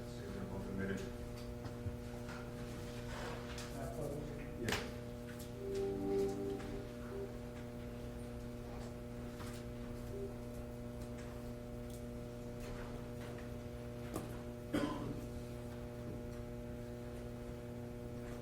I'm showing you it's been marked as defense exhibit 55. Do you recognize that? Yes. And slightly different view, defense exhibit 56 on March 1st in your garage. Do you recognize that? Yes. Can you see this little item right there, the little yellow base? Yes, I can. Do you know what that item is? That's my yellow hammer.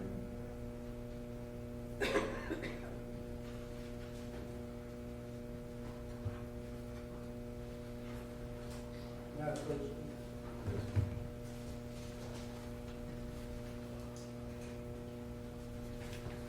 I'm showing you what's been marked as defense exhibit 59. Can you look at that and tell me what it is? That's my hammer. What you're calling the yellow hammer? Yes. And I'm showing you what's been marked as defendant's exhibits 57 and 58. Two photographs. Can you tell me what they are? Yes, they're just photos of the same shelf without the hammer. Would those be on March 2nd? Yes.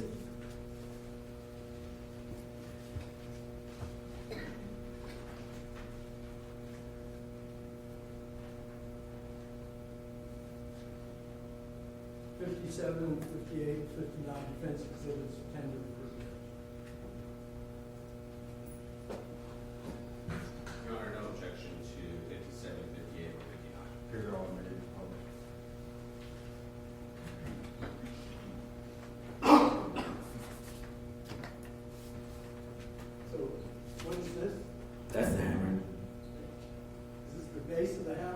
Yes, it is. Is that what you pointed to on the March 1st photo? Yes, it is. Defendant's Exhibit 57. Here, in that same location, you see that happen? No, it's not there anymore. You see it in 58 No, it's not there anymore. on these March 2nd photos. You know why it's not there? Yes, I do. The reason why they're not there, it's not there, is because I think that early Saturday morning, March 2nd, I had grabbed the hammer off the shelf, and then, like I said before, after I got released from the cops, I had driven back out to Speck Road. What did you take with you out to Speck Road? I took some gas and the hammer and the flashlight. Do you know what time you went out there? It was pretty late, probably like 3 o'clock or something. And when you got there, where did you go? I went straight back in front of the same property. I got out of the car. I was angry as hell. And at that point, I jumped over the fence and went towards the body. When you got to where the body was, what did you do? So at that point, now I'm like really angry. Because, When you say you're really angry, about what? So the reason why I'm really, really angry is just because, like, I'm thinking about this whole situation, like, a lot of it. Like, I left the house just to avoid the very situation that I'm in, a confrontation with Andreen, okay? And all of this, in my opinion, like, could have been avoided. Like, if Andreen wanted to, like, go be with somebody else, she was free to do that. She had a degree. She owned half of a business. Like, why would she need to, like, go through all this stuff to try to get it all? And then, in my opinion, at that point, I'm thinking, that's what the whole thing about going to Jamaica was, trying to get this dude to, like, off me off so she can get everything. So what did you do? I get really angry, so at that point, I poured, like, the gas on her, and then I lit the fire. Was it enough gas? Nah, it wasn't like a lot of gas. It's just like leftover gas that I had. Like, I used to cut my own grass, but then eventually, like, as business grew and stuff, I started having Eddie come by the house now and do the lawn care. So it was just like some leftover that I had in a container. So I poured that on her, I lit it, and then it was out. I don't know how long, but it was out pretty fast. Then what did you do? So at that point, I got a hammer, and, the body's like right there. So at that point, I just got really pissed off and started like, hitting the body with the hammer. How many times? Honestly, I couldn't tell you, but it was multiple times. But I know. Where did you hit? So I know I was like hitting like in the face and like the neck area. And I remember like at first I hit her in the face with the hammer front, and then I used the claw and like hit her in the neck area. And I remember the claw got stuck in like her neck, and then that's when I was like ripping the hammer out. And then at that point, I thought I was done, but as I'm like trying to like walk away, I give it like one more whack somewhere on the body. I'm not sure where that landed. How did that make you feel? And at this point, honestly, man, I'm just like really, really angry because Have you had any sleep? I didn't sleep at that point. I'm tired, but I'm angry. I'm tired, at that point, and I'm just like going off fumes at that point because, like I said, I just kept repeating in my head like, how the hell does this like shit, happen to me and me of all people? Like, why the hell did this have to happen to me? And like I said, this could have been like way avoided, and I'm just pissed off at Andreen at that point because I'm thinking this could have been easily avoided because I had filed for divorce a couple of years ago, and she knew at that point she had no intention of working on anything, but she was just trying to like keep me around, using my daughter against me to keep me in the house so she continued with some kind of scheme to rip me off. And then I'm thinking, when that doesn't work, because like she had said in the text, Texas is a community property state, So there is absolutely no way you can legally like have business and assets with a spouse and then get a divorce and not have half go to one spouse and half go to the other one.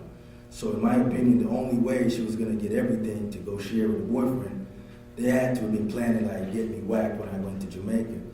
And That's what you were thinking. yes, that's what I was thinking. How much longer did you stay at that location?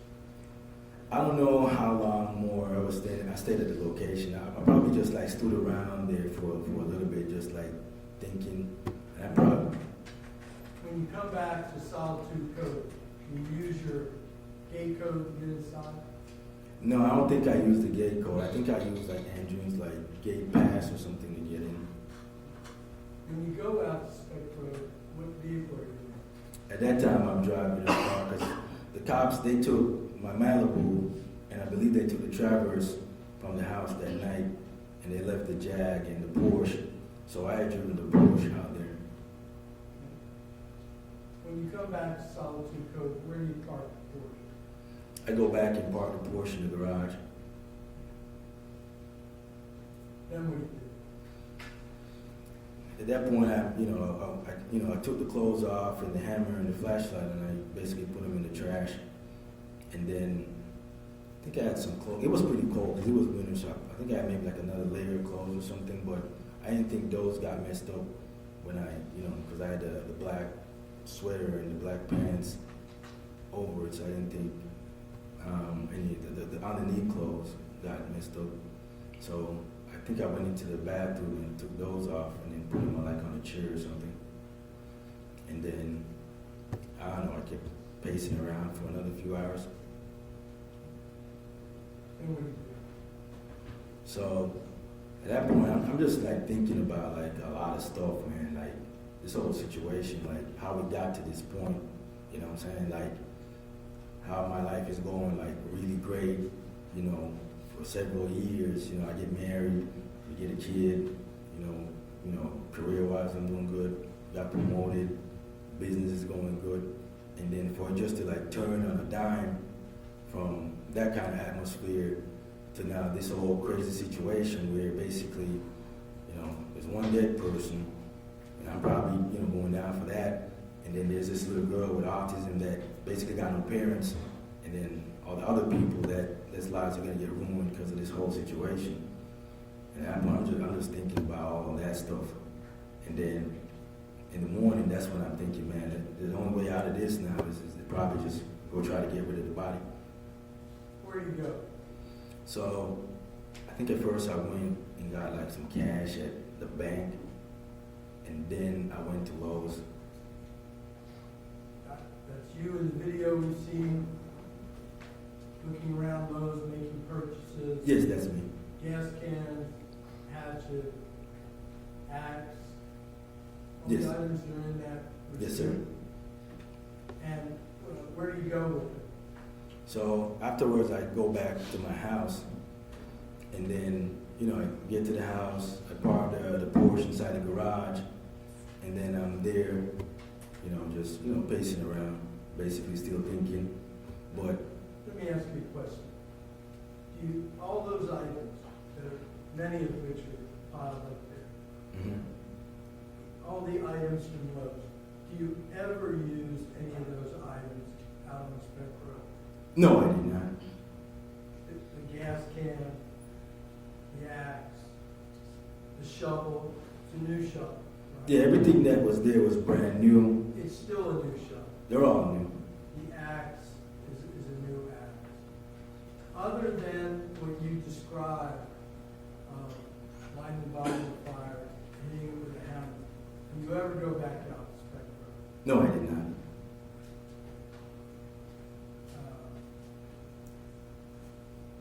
Why are you looking up searches of questions about fingerprints and bones and bone decay and that kind of thing? So at that point, that's like in July or something, and I've already been arrested for this case, so this case is pretty much, set in stone. So now I'll go to court and then we'll have a trial. But a lot of the stuff is just like curiosity. And then some of the stuff, like there was like another case where they had found like this other lady out in the woods that was burned around that time. And then also kind of like, drive some curiosity. And then there's like other stuff going on. So there's a lot of different searches. I think just out of curiosity, because they had come to the house and searched the house, and there was like the DNA stuff on the light switch. So I think that's what prompted like, DNA tests for like newer stuff. And then like I knew the body was somewhere out in the woods out there in spec. So that's probably what drove the like DNA, fingerprints type thinking. Just thinking about like what the case would look like, basically. There's been testimony in the trial that you were arrested for the receipt, the Lowe's receipt for the tampering with evidence. Right. Did you remain silent on that? Yes. Was that months before the discovery of the body? Yes, it was. Did you exercise your right to remain silent with respect to any part of the investigation? Yes, I mean, when you were going to tell your story about what happened, where were you going to tell? so at that point, like I said, when I got arrested for the case, I decided at that point I was just gonna dig in and wait till I went to court, because I didn't really like trust the police or maybe the DA's office trying to twist words against me and trying to manipulate stuff and make it seem to be something what it wasn't or what it is. So at that point, I just decided my best bet is to wait till I go to court and then I'll tell the truth. In March and then July of 2019, have you done nothing to try to get into court to tell your story? So I remember like the first time, probably like July when I first got arrested. I remember when we came to court, and at that point I was, demanding like to get a trial pretty soon from the judge. And I remember that whole interaction, because when we said it, the judge had asked the prosecutor at the time, it's none of these people here. Have you always, from the very beginning, wanted to go to trial as soon as possible? Yes, it is. Way back in 2019, as soon as this case began, I've been asking to come to court the whole time. Did you, in fact, on the Friday before we started testimony here, with this jury in panel, did you call your mother-in-law and your sister-in-law? Yes, I did. Did you tell them what happened? Yes, I did. How did that feel? I mean, it was a pretty emotional conversation. I already knew when the case started, obviously we're gonna have a trial, then I'll get to tell the truth. But I had lived with Maureen for several years, and not only that, on top of that, since I've been, away, she's been the person like taking care of my daughter. And so I just felt like I didn't want Maureen to hear it at the same time everybody else hears it. I just thought out of courtesy, I give her a heads up, let her know what went down, tell her the truth, and then eventually I'll come to court and say it. Is what you told them what happened? Yes, I did, but the way they kind of, said it in the court, obviously some things were, but the general concept, I think they maybe got the general concept down, but some of the key details, obviously they didn't pass it on correctly. Hold on.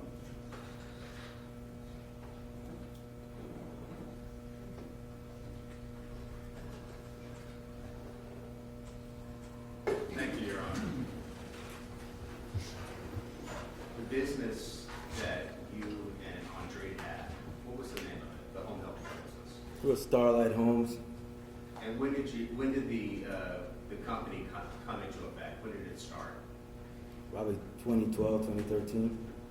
Now, you had your job with the Air Force, correct? Correct, sir. So the day-to-day business, was that conducted largely by Andreen? The day-to-day operations were conducted by Andreen. But you were the one who provided the seed money to create those businesses, correct? Correct. In terms of either renting the property and then ultimately purchasing the property. Correct. Now, you said that throughout the years, it began with a small operation and it grew, correct? Correct. And as the business grew, the business made more money, correct? Correct. And did the relationship still stay the same? You still had your job at the Air Force, and Andreen would run the day-to-day of the business. That is correct.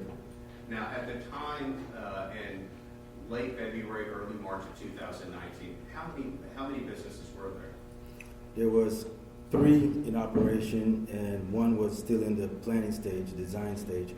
Okay, so 3 operational, and a 4th would come sometime in the near future, was the plan. Correct. Now, you said that you're about 10 and a half years older, is that correct, from Andreen? Correct. Now, you gave her this money so she could start these businesses, right? Well, we were both married at the time, so it's not giving her the money to create his business, but creating a business for our family. But you were the one who had the means to do so. You had a job as well as some savings, correct? Correct. At the time, she was still going through school. She did not have the type of capital in her own name that she was bringing into the equation. Correct. Did you feel like you helped her create these businesses? I did help her create these businesses. You helped make it happen. I did help create the businesses, sir. She owed you. She owed me. I don't think of it like a owe type stuff. We're a family and we're building a business together, so it's not a owe me type stuff. Now, you saw some of those text messages between the two of you on February 28th concerning the business, correct? About the creation of the LLC that you didn't know about. Correct. Now, during those texts, you saw that Andreen referenced community property, correct? Correct. Are you familiar with community property? I am. Are you familiar that Texas is a community property state? I am. That the assets owned by the wife and the husband, you essentially own them 50-50? Correct. Now, I now want to call your attention to a visitor that you had back in 2017.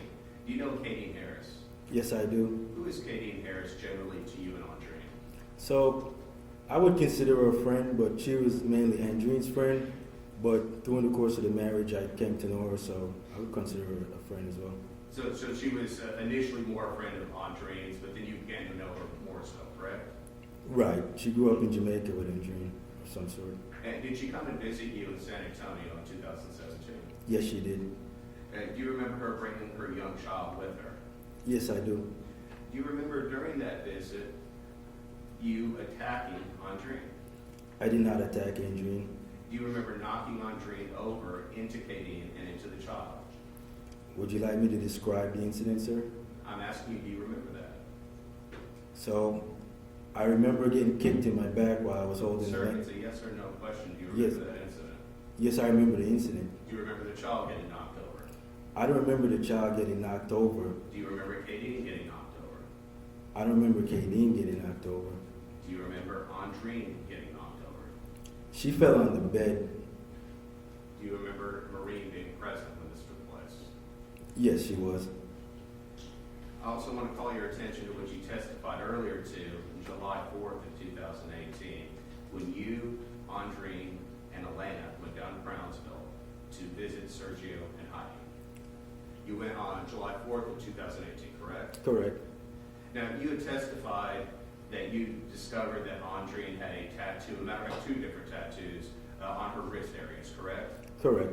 One kind of almost like an infinity tattoo, and one with a date on the tattoo itself, correct? Correct.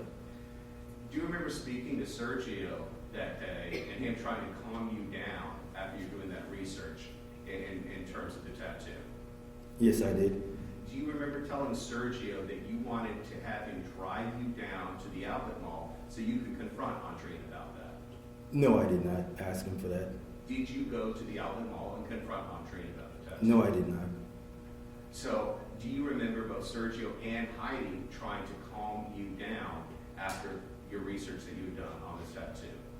I remember them trying to calm me down as we were arguing inside their house.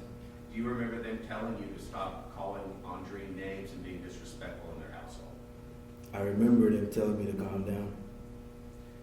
Do you remember them telling you to stop calling her names? I don't remember the exact conversation, but I do remember Heidi in particular telling me to calm down. Now, you, Elena, and Andreen returned to San Antonio in the same vehicle that evening, correct? That is incorrect. Okay, when did you return?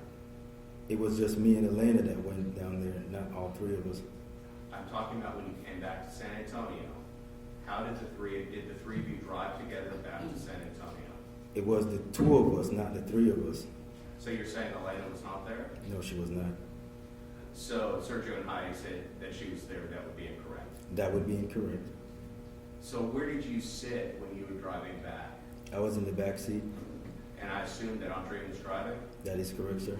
You said the drive was roughly 4.5 hours. Is that roughly accurate? That is accurate. Now, you stated to this jury that you had asked for Andreen to let you out of the car, and she refused to do so when you were in San Antonio. Is that right? Correct. And that you said that you reached up from behind in the back seat and did something to her face. What did you do? I said I reached up and I grabbed her face, but as I was grabbing her face, this is a normal reaction for somebody to move. So I had nails, so the nails scratched her on her face. Why are you reaching up and grabbing her face as she's driving? That was just out of frustration because I asked her like 10 times and she wouldn't let me out of the vehicle. So did it matter to you that she is driving the car and you were putting your hand in her face? Isn't that a safety risk? At that time, I was not thinking about a safety risk. I was just thinking about getting out of the car. Do you recall that Andreen was on the phone with her aunt, Lorna Anderson, during this incident? She was not on the phone with her aunt during that incident. So if her aunt were to say that she was, that's inaccurate. That's a lie. That would be a lie. Do you recall what Andreen looked like the following day after you said that you scratched her in the face? Yeah, she had, I believe, 2 streaks, like one across here and one coming across down there. Your Honor, may I approach? Yes.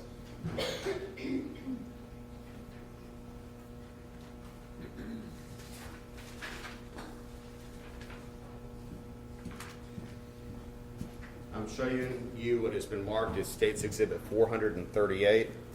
Do you recognize the person in those photos? Yes, I do. That photo was taken on July 5th, 2018. Do you recognize the marks that are depicted in those photos? Yes, I see 2 scratch marks that run from top of the face coming down. Okay. Does this photo fairly and accurately depict what Andreen McDonald looked like during that time frame? I would assume so. Your Honor, at this time we move into evidence, Exhibit 438. Any objection by defense? We do our objections under rules 403 and 404 would be the sign questioning in this photograph, State's Exhibit 438. It's denied. Citation you can publish. Thank you, Judge.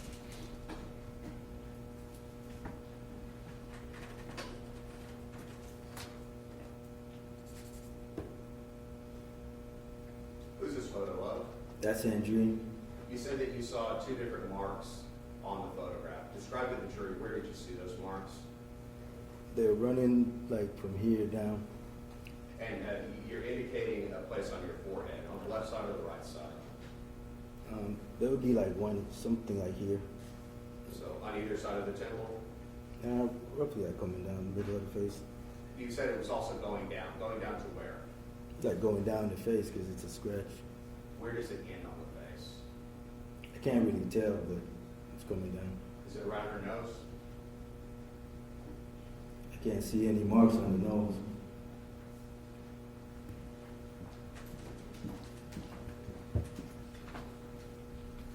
Is that easier to tell? Where's the mark on the nose? You said that you indicated that you saw a couple marks on her. Where did you indicate that you saw marks? Coming down here in the face. So either side on the forehead. Like, right.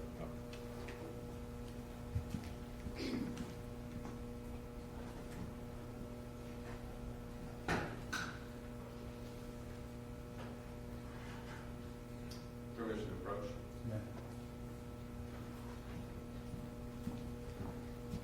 I'm I'm again showing you states 438. The area to the left of her mouth, what is indicated there? Looks like a scratch mark coming down. So a scratch mark on her mouth? Out next to her mouth, I So should say. it'd be, right.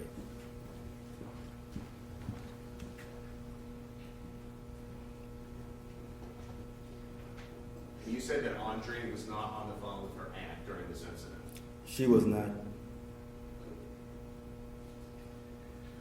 I now want to call your attention to Christmas time, December 2018. Was your friend Andrew Russell visiting from Florida? Yes, he was. He stayed at your house during that time. Yes, he did. And I believe you testified earlier during that time frame, you moved out of the guest bedroom to, I believe you said, for appearances purposes, so Andrew could stay there. Correct. Do you recall a conversation that you were having with Andrew on your deck area that evening? Yes, I recall. Do you recall during that conversation, you told Andreen that you made her, that she was just a poor girl from the street? I'm sorry, what?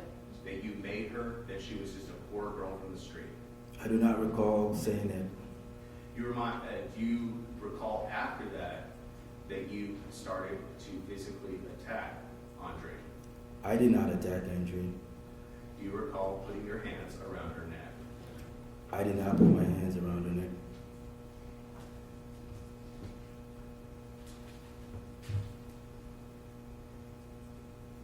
I now want to call your attention to February 16, 2019. Okay. Is that when Andreen threw a birthday party for your 40th? Correct. That birthday party was at your house, correct? Correct. You said 30 to 40, roughly 30 to 40 people attended, correct? From what I can remember, yes. Now you said also around that time that Andreen had asked you if you wanted to go to Jamaica to see I'm not sure if it's a band or some type of concert. So she had actually asked me before that, but I did not give her a response. But I know I gave her a no afterwards, after the birthday party. And I believe you said a few days after the birthday party, is that right? That would be a rough estimate, yes. Now, you have family in Jamaica? Yes, I do. And Andreen has family in Jamaica. Correct. You have, you both grew up there, correct? Yes, but in separate parts of the country. But Sorry, you separate both, But in separate parts of the country. and you both have friends, connections to Jamaica. Yes, we do. Could you have just been simply wanting to go back home? I mean, she could have gone whenever she wanted, but I did not have a reason to go back home. You said you have family and friends in Jamaica, correct? I do have family in there, but I hadn't been to Jamaica in several years, and I had no intention of going back anytime soon, so. I now want to bring your attention February 28th, Yes, sir. 2019. Did you have a scheduled meeting at H&R Block to go over your taxes with Juanita Brockman? I'm pretty sure it was a scheduled one, but I knew I got a call at some point from Andreen that told me to meet her there at later on in the evening or something. And you arrived there first, correct? Correct. And Andreen came with Elena? Yes, she did. And you're aware that that evening that Maureen did not stay at the house at Solitude Cove, correct? Yes, she left the house. I'm not sure when, but she was not there. Did you know why Maureen had left? No, I do not. Just that she was not present. Correct. Now, you said that while you were at H&R Block is when you first found out about this LLC, is that right? That is right. And that you exchanged some words in patois with Andreen. Correct. Now, after those words were exchanged, both of you went back to the house. I believe you said you arrived first, correct? Yes, I arrived first in my Malibu, and then I think she came later in her Porsche. Was it much later? Maybe 10, 15 minutes. Okay, so relatively shortly thereafter. Did she have Elena with her? Yes, she did. Now, during that time frame, did you continue to argue with her about the LLC? Now, it was a brief response, and then I shut it down. I didn't say anything more about it till we got home. Did you text back and forth while you were at the house about the LLC? Not at the house. You called Andrew Russell that night. Do you recall that? I don't recall calling Andrew that night, but I spoke to him on the phone during the day. Do you recall speaking to him for roughly 45 minutes? Yes, at lunchtime. At that time, were you saying you did not know about the LLC? At that time, I did not know about that LLC. And you would confide in Andrew about your issues with Andreen, correct? Not really. Not really. How often would you talk to Andrew? Every day. But you would not discuss your personal life? I would not discuss my personal life with my wife and kid. So you wouldn't discuss that with anyone? No. So when you get back to the house, you told this jury earlier that the two of you argued about the LLC. And at some point you left to go to that Shell gas station that they saw the video of, correct? Correct, sir. Now, during that argument, I assume it pertained strictly to the LLC, is that correct? For the most part, it did, but I know I referenced something in the text that said three things. The Broadway Bank issue, what you did last year, and the LLC, the new stuff now. So it all concerned the business, correct? No, what happened last year was a reference to her getting the tattoo with the boyfriend in Jamaica. It was the primary crux of your argument in the business. Mostly, well, yes. Now, you said that when you argued at the house, you left. Why did you leave? To avoid any kind of confrontation. Were things getting heated at that time? Yes, they were. And it was strictly a verbal argument at that time, correct? Yes, it was. You recall the testimony of a Gilberto Gonzalez, a deputy for the Bexar County Sheriff's Office last week? I remember the name. The first deputy that you spoke to, correct? Correct. Do you recall telling him that Andreen pushed you and then you left? I don't remember exactly what I told him, but I knew I told him we had an argument and I left. Now, as far as the details, I'm not 100% sure. So you're not exactly sure what you told Deputy Gonzalez? I'm not sure exactly what I told him, but I knew I told him about the argument and I left the house. Now, when you go to the Shell station, we saw from the video produced by Mike Begley that there were some communications between you and Andreen, text messages specifically, correct? Correct, sir. And the two of you continue to argue about the business, correct? Correct. Previously, you told the jury when you had an argument, I believe it was at Coral Grove, that you left for the night and went to a hotel and then returned the next day. Why didn't you do it that night? So these were two different types of situations. When I said was, when I left the house at Coral Grove, I came back home. It is after I found out she had made a phone call to the police to falsely accuse me of an assault. That's why I left the house again to go to a hotel, because I was going to move out. Well, previously you told this jury that you were pretty upset about this LLC, correct? Yes, I was. And that you were upset that Andreen was arguing with you about the LLC, correct? Correct. It was making you more and more mad. Why didn't you leave at that time? I did leave. Why did you come back? I came back home probably like close to midnight. Now, your daughter is with Andreen, correct? She's at the house, correct? So she's safe with your wife.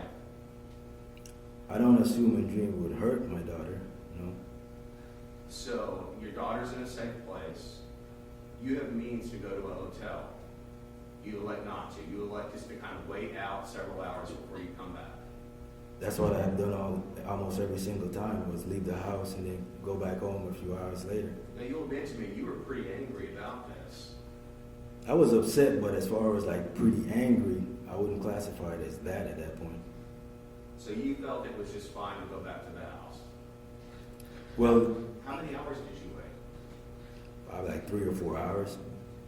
So you still felt it was necessary to wait 3 or 4 hours as opposed to just go somewhere else? It is a normal routine whenever we get into an argument for me to leave the house to avoid any type of physical confrontation or arguing in front of my daughter. I would normally leave the house, then I would go back home a few hours later because I would expect things to calm down. I only went and got my stuff and moved out for a hotel that one time because I found out she had falsely accused me of a crime, and so I was trying to get out of that situation. So I actually went back to move out of the house, not to just leave for the night, but move out of the house. You'd agree with me, you could have gone to a hotel. I would agree I could have gone to a hotel. And you also own multiple other properties. You could have gone to one of those other properties as well. No, because all those properties are being used for the assisted living, so there wasn't any place for me to go to any of those properties. When you said that you go to a park and then at some point return to the house. Roughly what time did you return? I'm thinking it was close to midnight because it was pretty late. And you said that you came in the house through the front door and that the lights in the kitchen were on. Yes, they had lights in the kitchen on. Were any other lights on? Yes, in the kitchen. Just in the kitchen. Correct. So when you come in, you said that you see that Andreen is seated on the couch in the living room area, just outside your bedroom. Correct. As I'm walking towards my room, I get close now in the living room area, because there's like a dining room area in the front when you come through the door, and then behind that on the left there's a kitchen, and then there's like a living room area with a couch and a TV, and there's like a center table. So it's when I get past the couch, going around to the room, that's when I see her sitting down in the couch at that point. Verbal argument continues at that point, correct? So my intention at that point was not to have an Sir, argument. My question is, did the verbal argument continue at that point? Yes, there was a verbal argument at that point. Now, the argument itself, does it move into the bedroom area? Yes, when she follows me in the bedroom. And you continue to argue about this creation of this LLC. So when I got home, that argument did not have anything to do with the creation of the LLC. We are way beyond that now. And you told this jury that some pretty choice words, some curses, some insults are exchanged by Andreen to you at that point, correct? Yes, I told them what she said. And this argument continues into the bedroom, and you said at some point your heads collide, is that correct? Correct. How did that happen? So, like I said, when I walked into the bedroom and she follows me in there, cursing at me, when I turn around, she comes up into my face. So she's like right into my face. So when she spit in my face, she's right there, and I grabbed her face like this, and then that's when the head collided, when I grabbed her face. So the first time either one of you touched each other is when you grabbed her face and hit headbutt her. Right, hold on. I'm sure it's not on or anything like that, but the juror have a slot in his ear over there. Make sure you put that up. I don't know if it's for phone calls or what it is. Is that the first time either one of you physically touches each other? I would consider spitting the face touching, but Other than a spit, is that the first time that either one of you touches each other? yes, Did you grab her with both hands? yes, How did you grab her? Around the ears, the hair, where? on the side of the face. And you said that because she was close to you, are you saying that it was an accident that you headbutted her? I didn't call it a headbutt. I just grabbed her face, but she's right there, so the grabbing motion caused the collision. So when you grabbed her, that's when your heads came together. Correct. And when you said that happened, that it drew blood on her. Yes, it drew blood on her face. Where on her face? It was like somewhere like here, because I'm a bit shorter than her. So somewhere in her cheek area on the right side, I think is what you're indicating. I don't remember exact side, but I know it's somewhere on the face. Did you see any other blood or injuries that you caused when you did that? No. Did you have any injuries? At that point, no. You said that she went into the master bathroom to look at the injury, correct? Correct. You said that she turned the light on Correct. and she observed what you had done to her. Correct. You said that you followed her in, correct? I turned around because the bathroom was right there to see the damage that was done to the face because there was no lights on in the bedroom or the bathroom at that point when we first walked into the bedroom. How much blood was coming down from her face? I couldn't tell because it happened so fast, but I knew there was blood because I remember blood on her fingers when she touched her face. So you said that she touched her face and got blood on her hand. Yes. Do you know how she got blood on the light switch? I'm thinking when she turned the light on, Did you see that? well, that's the only way the light would come on is if she touched the light to turn on the switch. I don't know if there's any other way to do that. Did you see blood and hair on the light switch? I wasn't looking at the light switch. I was looking more towards her, so I wasn't observing the switch. So I didn't see any blood on any switch at that point. I was just looking at her as she was looking in the mirror. Now you're saying at this point, Mm-hmm. Andreen became angry. Well, she was already angry when I was leaving the house. She got even more angry when I got home and mentioned the divorce. And as that escalated in the room, she's getting more angry. And then when she looks and sees her face, I mean, it goes up even another notch than that. You said that when she saw her face, you said that she tried to strike you, tried to hit you. Yes, because like I said, when I went through the door for the bedroom and the bathroom, I was standing close to the door, and she's by the other side where the light switch is in the mirror. And then that's when she, came across the room to attack me back by the door. How did she try to strike you? Well, she was throwing some punches, and then I was like ducking down to try to avoid getting hit in the face. And then I grabbed onto her, and then I did like a tripping motion, like. So the way she was trying to contact you was trying to hit you either with her fist or to slap you, correct? It wasn't a slap, it was a fist. I'm sorry? It wasn't a slap, it was a fist.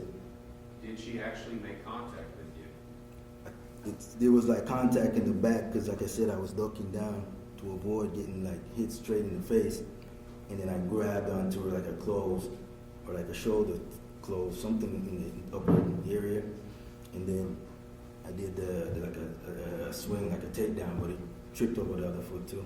So she grazed you with her fist? Like probably in the back area. How many times? I don't know, to be honest. Did you grab her quickly after she did that? Yes, I said I grabbed onto her as she was, wailing on me, and that's when she fell on the ground. What was she wearing?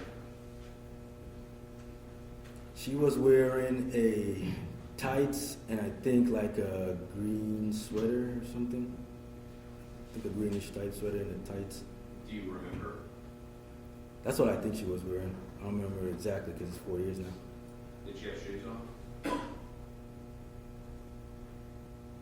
No, she didn't have any shoes. Did she? I don't remember, to be honest. So where in her clothing did you grab her? On the sweater up top. Up top? Both hands? Yes. Is that when you threw her to the ground? Yes, that's when I got her on the ground. Where did you throw her on the ground? In the bedroom or in the bathroom? We were in the bathroom. Like I said, the confrontation started in the bedroom, but when she went inside the bathroom and turned the switch on, that's when the rest of the confrontation happened, by the door. How did she go down on the ground? Like I said, when I twisted, I also used like one leg to trip her, to get her on the ground. Did she fall on her face, her side, or her back? I think more like on her side when she fell. How far was she in the bathroom at this point? We were right close to the bathroom door that splits the bedroom and the bathroom. Is that when you started kicking her? Yes, that's when I kicked her twice. Where did you kick her? I didn't see exactly where the kicks landed, to be honest. And you think that you kicked her maybe only twice? Yes. You're not sure where. How hard did you kick her? It's probably a hard kick. Did you rear your foot back and use all your force? Well, when I tripped her, I knew one foot was already back, so when it swung, and then I kicked her again. What were you wearing on your feet? The shoes that I was wearing when I came back from the gas station, What type of shoes were those? I don't remember exactly, but it's the same shoes. Were they tennis shoes? Were they dress shoes? Were they boots? What were you wearing? They weren't boots, but I'm not sure exactly what kind of shoes they were. I remember it's 4 years, sir. They weren't sandals, they were shoes though? Yes, I think they were shoes. You're not sure where you kicked her? No, I just threw a couple of kicks. I'm not like sure where they physically landed at the time. And at some point you noticed or heard that your daughter is hearing or seeing some of this. I heard footsteps, and since there's only 3 of us in the house, the assumption is it's Elena. Now, you have just thrown this woman down on the ground and kicked her at least twice. Mm-hmm. It's pretty loud, isn't it? It was loud from the minute I got home because she was yelling pretty loud. Is So it loud at that moment? at the moment when she's on the ground, probably not. You said that she was making a noise. What type of noise was she making? It was something like a wheezing type sound or something like that. But through all that commotion, throwing her down, kicking her, her making that wheezing noise, you can hear that your daughter is coming down the stairs. No, I didn't hear her coming down the stairs. I said I heard steps, so I'm assuming she was probably around in the living area, close to the front, to the door of the bedroom. Did she see you kicking your wife? I do not know the answer to that question, sir. Now, you said that you then went to get Elena and bring her upstairs. Is that correct? Correct. What did you tell her At that point, at that point? she asked me, I'm not sure what she said or if she said anything, but I remember putting her in bed. But I definitely remember the next morning when What did you tell her at that point? I don't remember that having a conversation at that point. I just remember, but I remember exactly what happened in the morning when I was getting her ready. We'll get to that. Did she ask you why you were kicking your wife? No, she did not. Did she ask why mommy was down on the floor wheezing?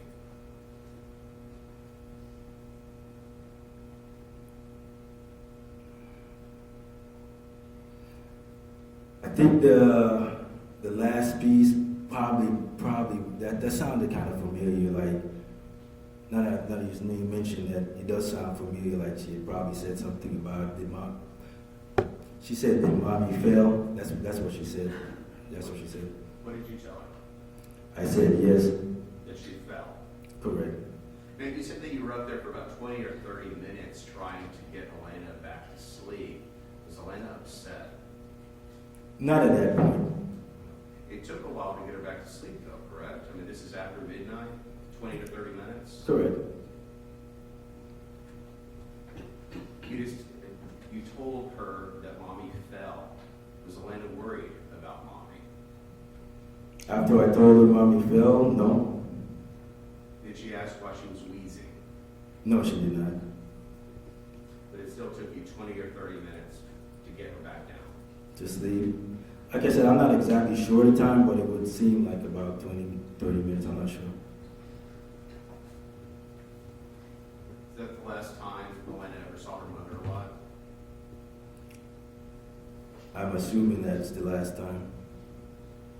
Now, after spending this 20 or 30 minutes upstairs with Elena, you returned back to the bathroom, correct? That is correct. At that point, you said that your wife was dead. How did you know? Like I said, when I came back into the bedroom and she was laying on the floor by the bathroom door, she wasn't moving. So instinctively, to check. So I bent over to I moved her face, and I remember trying to put my ear next to her nose, just see if there's some kind of breathing going on. And then I think I maybe checked for a pulse or something, but I definitely remember checking for the breathing through the nose. You said that she was near those French doors that open to your bathroom. That is correct. Did you notice the blood on those doors at that time? No, I did not. Now, when you said that when you went upstairs to take Elena up, you heard wheezing out of Andreen. Did you think to call EMS, somebody to try to help her at that time? So at that point, I didn't think she was in some type of critical condition. I'm just thinking she probably got the wind knocked out of her from the kicks. From simply just 2 kicks and being thrown to the ground. That's it, correct? Correct. Now, when you come back downstairs and you find out that she's dead, what time is it?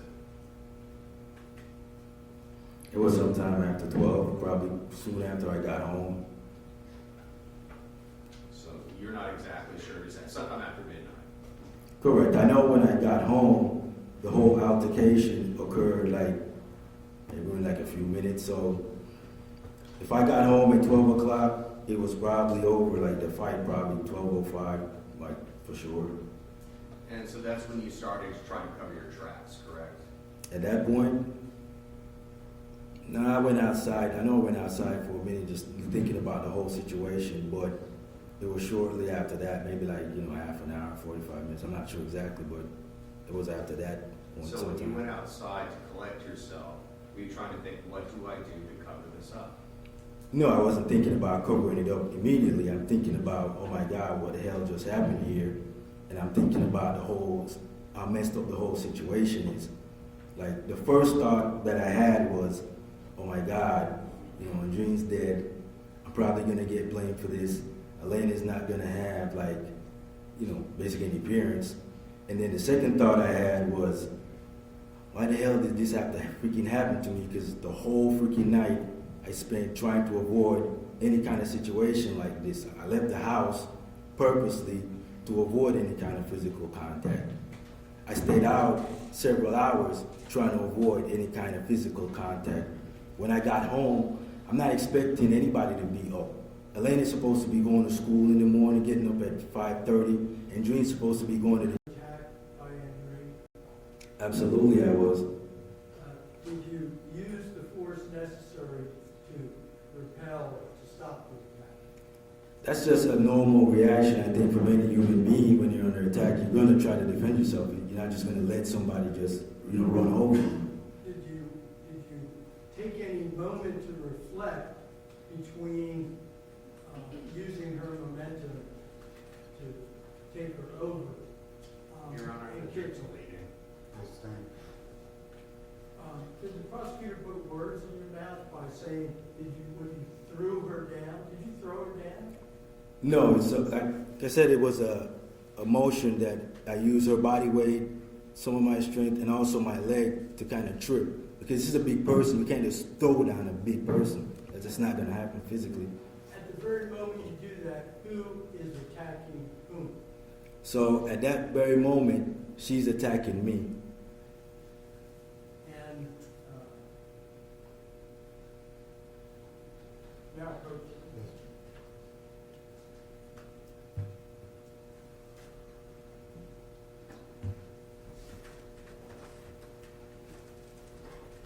I'm handing you two thumb drives. One's marked Defense Exhibit 60 and one's marked Defense Exhibit 61.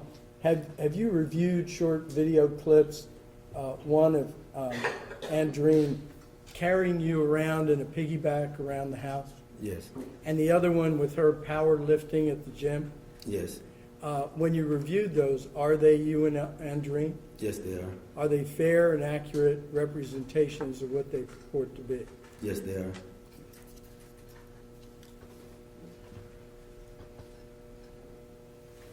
We've shared these with the state, and I'll do it again, and I will offer Defense Exhibits 60 and 61. Okay. Your Honor, we did previously do these in Defense Exhibit 60 and 61. We have no objection.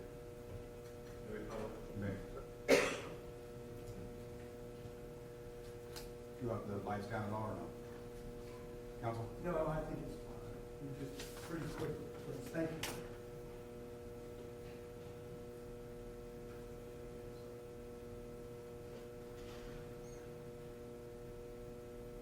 Sorry, Your Honor, the audience.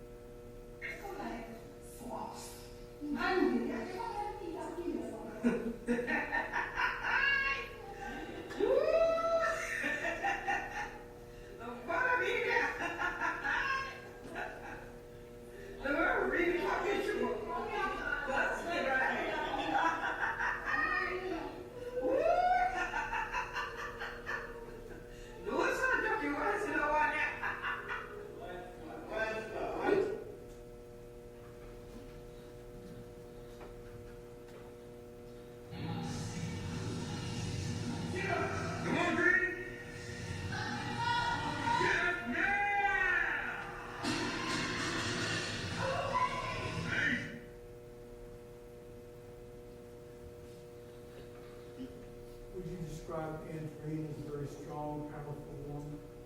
Yes, I would. When she attacked you, were you in fear? Yes, I was in fear of, being harmed during that whole situation. When you left that location, did you believe that Andreen was okay? I just thought she got the wind knocked out of her. I didn't think, it would be anything more than that. Like I said, she was like some kind of wheezing motion, so I thought, okay, she's got the wind knocked out of her. The whole situation is probably over. Like I said, I ran out to get Elena away from that whole situation, so at that point, I'm just thinking it's over now. And everything else that you described, and most of the things that are in front of you in evidence, they all have to do with what occurred after her death. It's not a leading question. Can you rephrase it? Are you aware of all the evidence that you've seen in this case? Yes, I am. And are you aware that the vast majority of it occurs after her death? Well, every single item that they've displayed occurred after Andreen has passed away. Did you intentionally cause the death of Andreen McDonald? No, I did not. Did you commit an act clearly Your dangerous Honor, to human life? this is improper, my question. Roll it out. Did you commit an act intentionally, clearly dangerous to human life that caused the death of Andreen McDonald? No, I did not. Pass. Anything to say? You stated that Andreen was very physically strong, correct? That is correct. And that during this confrontation that happened in your bathroom, you said that she tried to swing at you, kind of grazed your head, or made some contact, correct? In the back area. So despite the fact you said that she's so strong, why didn't you have any injuries at all on your person? I said she's physically strong, but as far as fighting experience, neither one of us have like a whole lot of. Neither one of us are martial arts expert. I'll just say that. Did you have any injuries on yourself at all? No, the thing happened within a few seconds, like I said before. And just so I understand, you're stating that she died simply because you used her weight against her to get her down to the ground and kicked her twice. I'm stating she died from one of those kicks. We'll pass her on. One moment. Another photo. I think you can step down. Thanks, sir.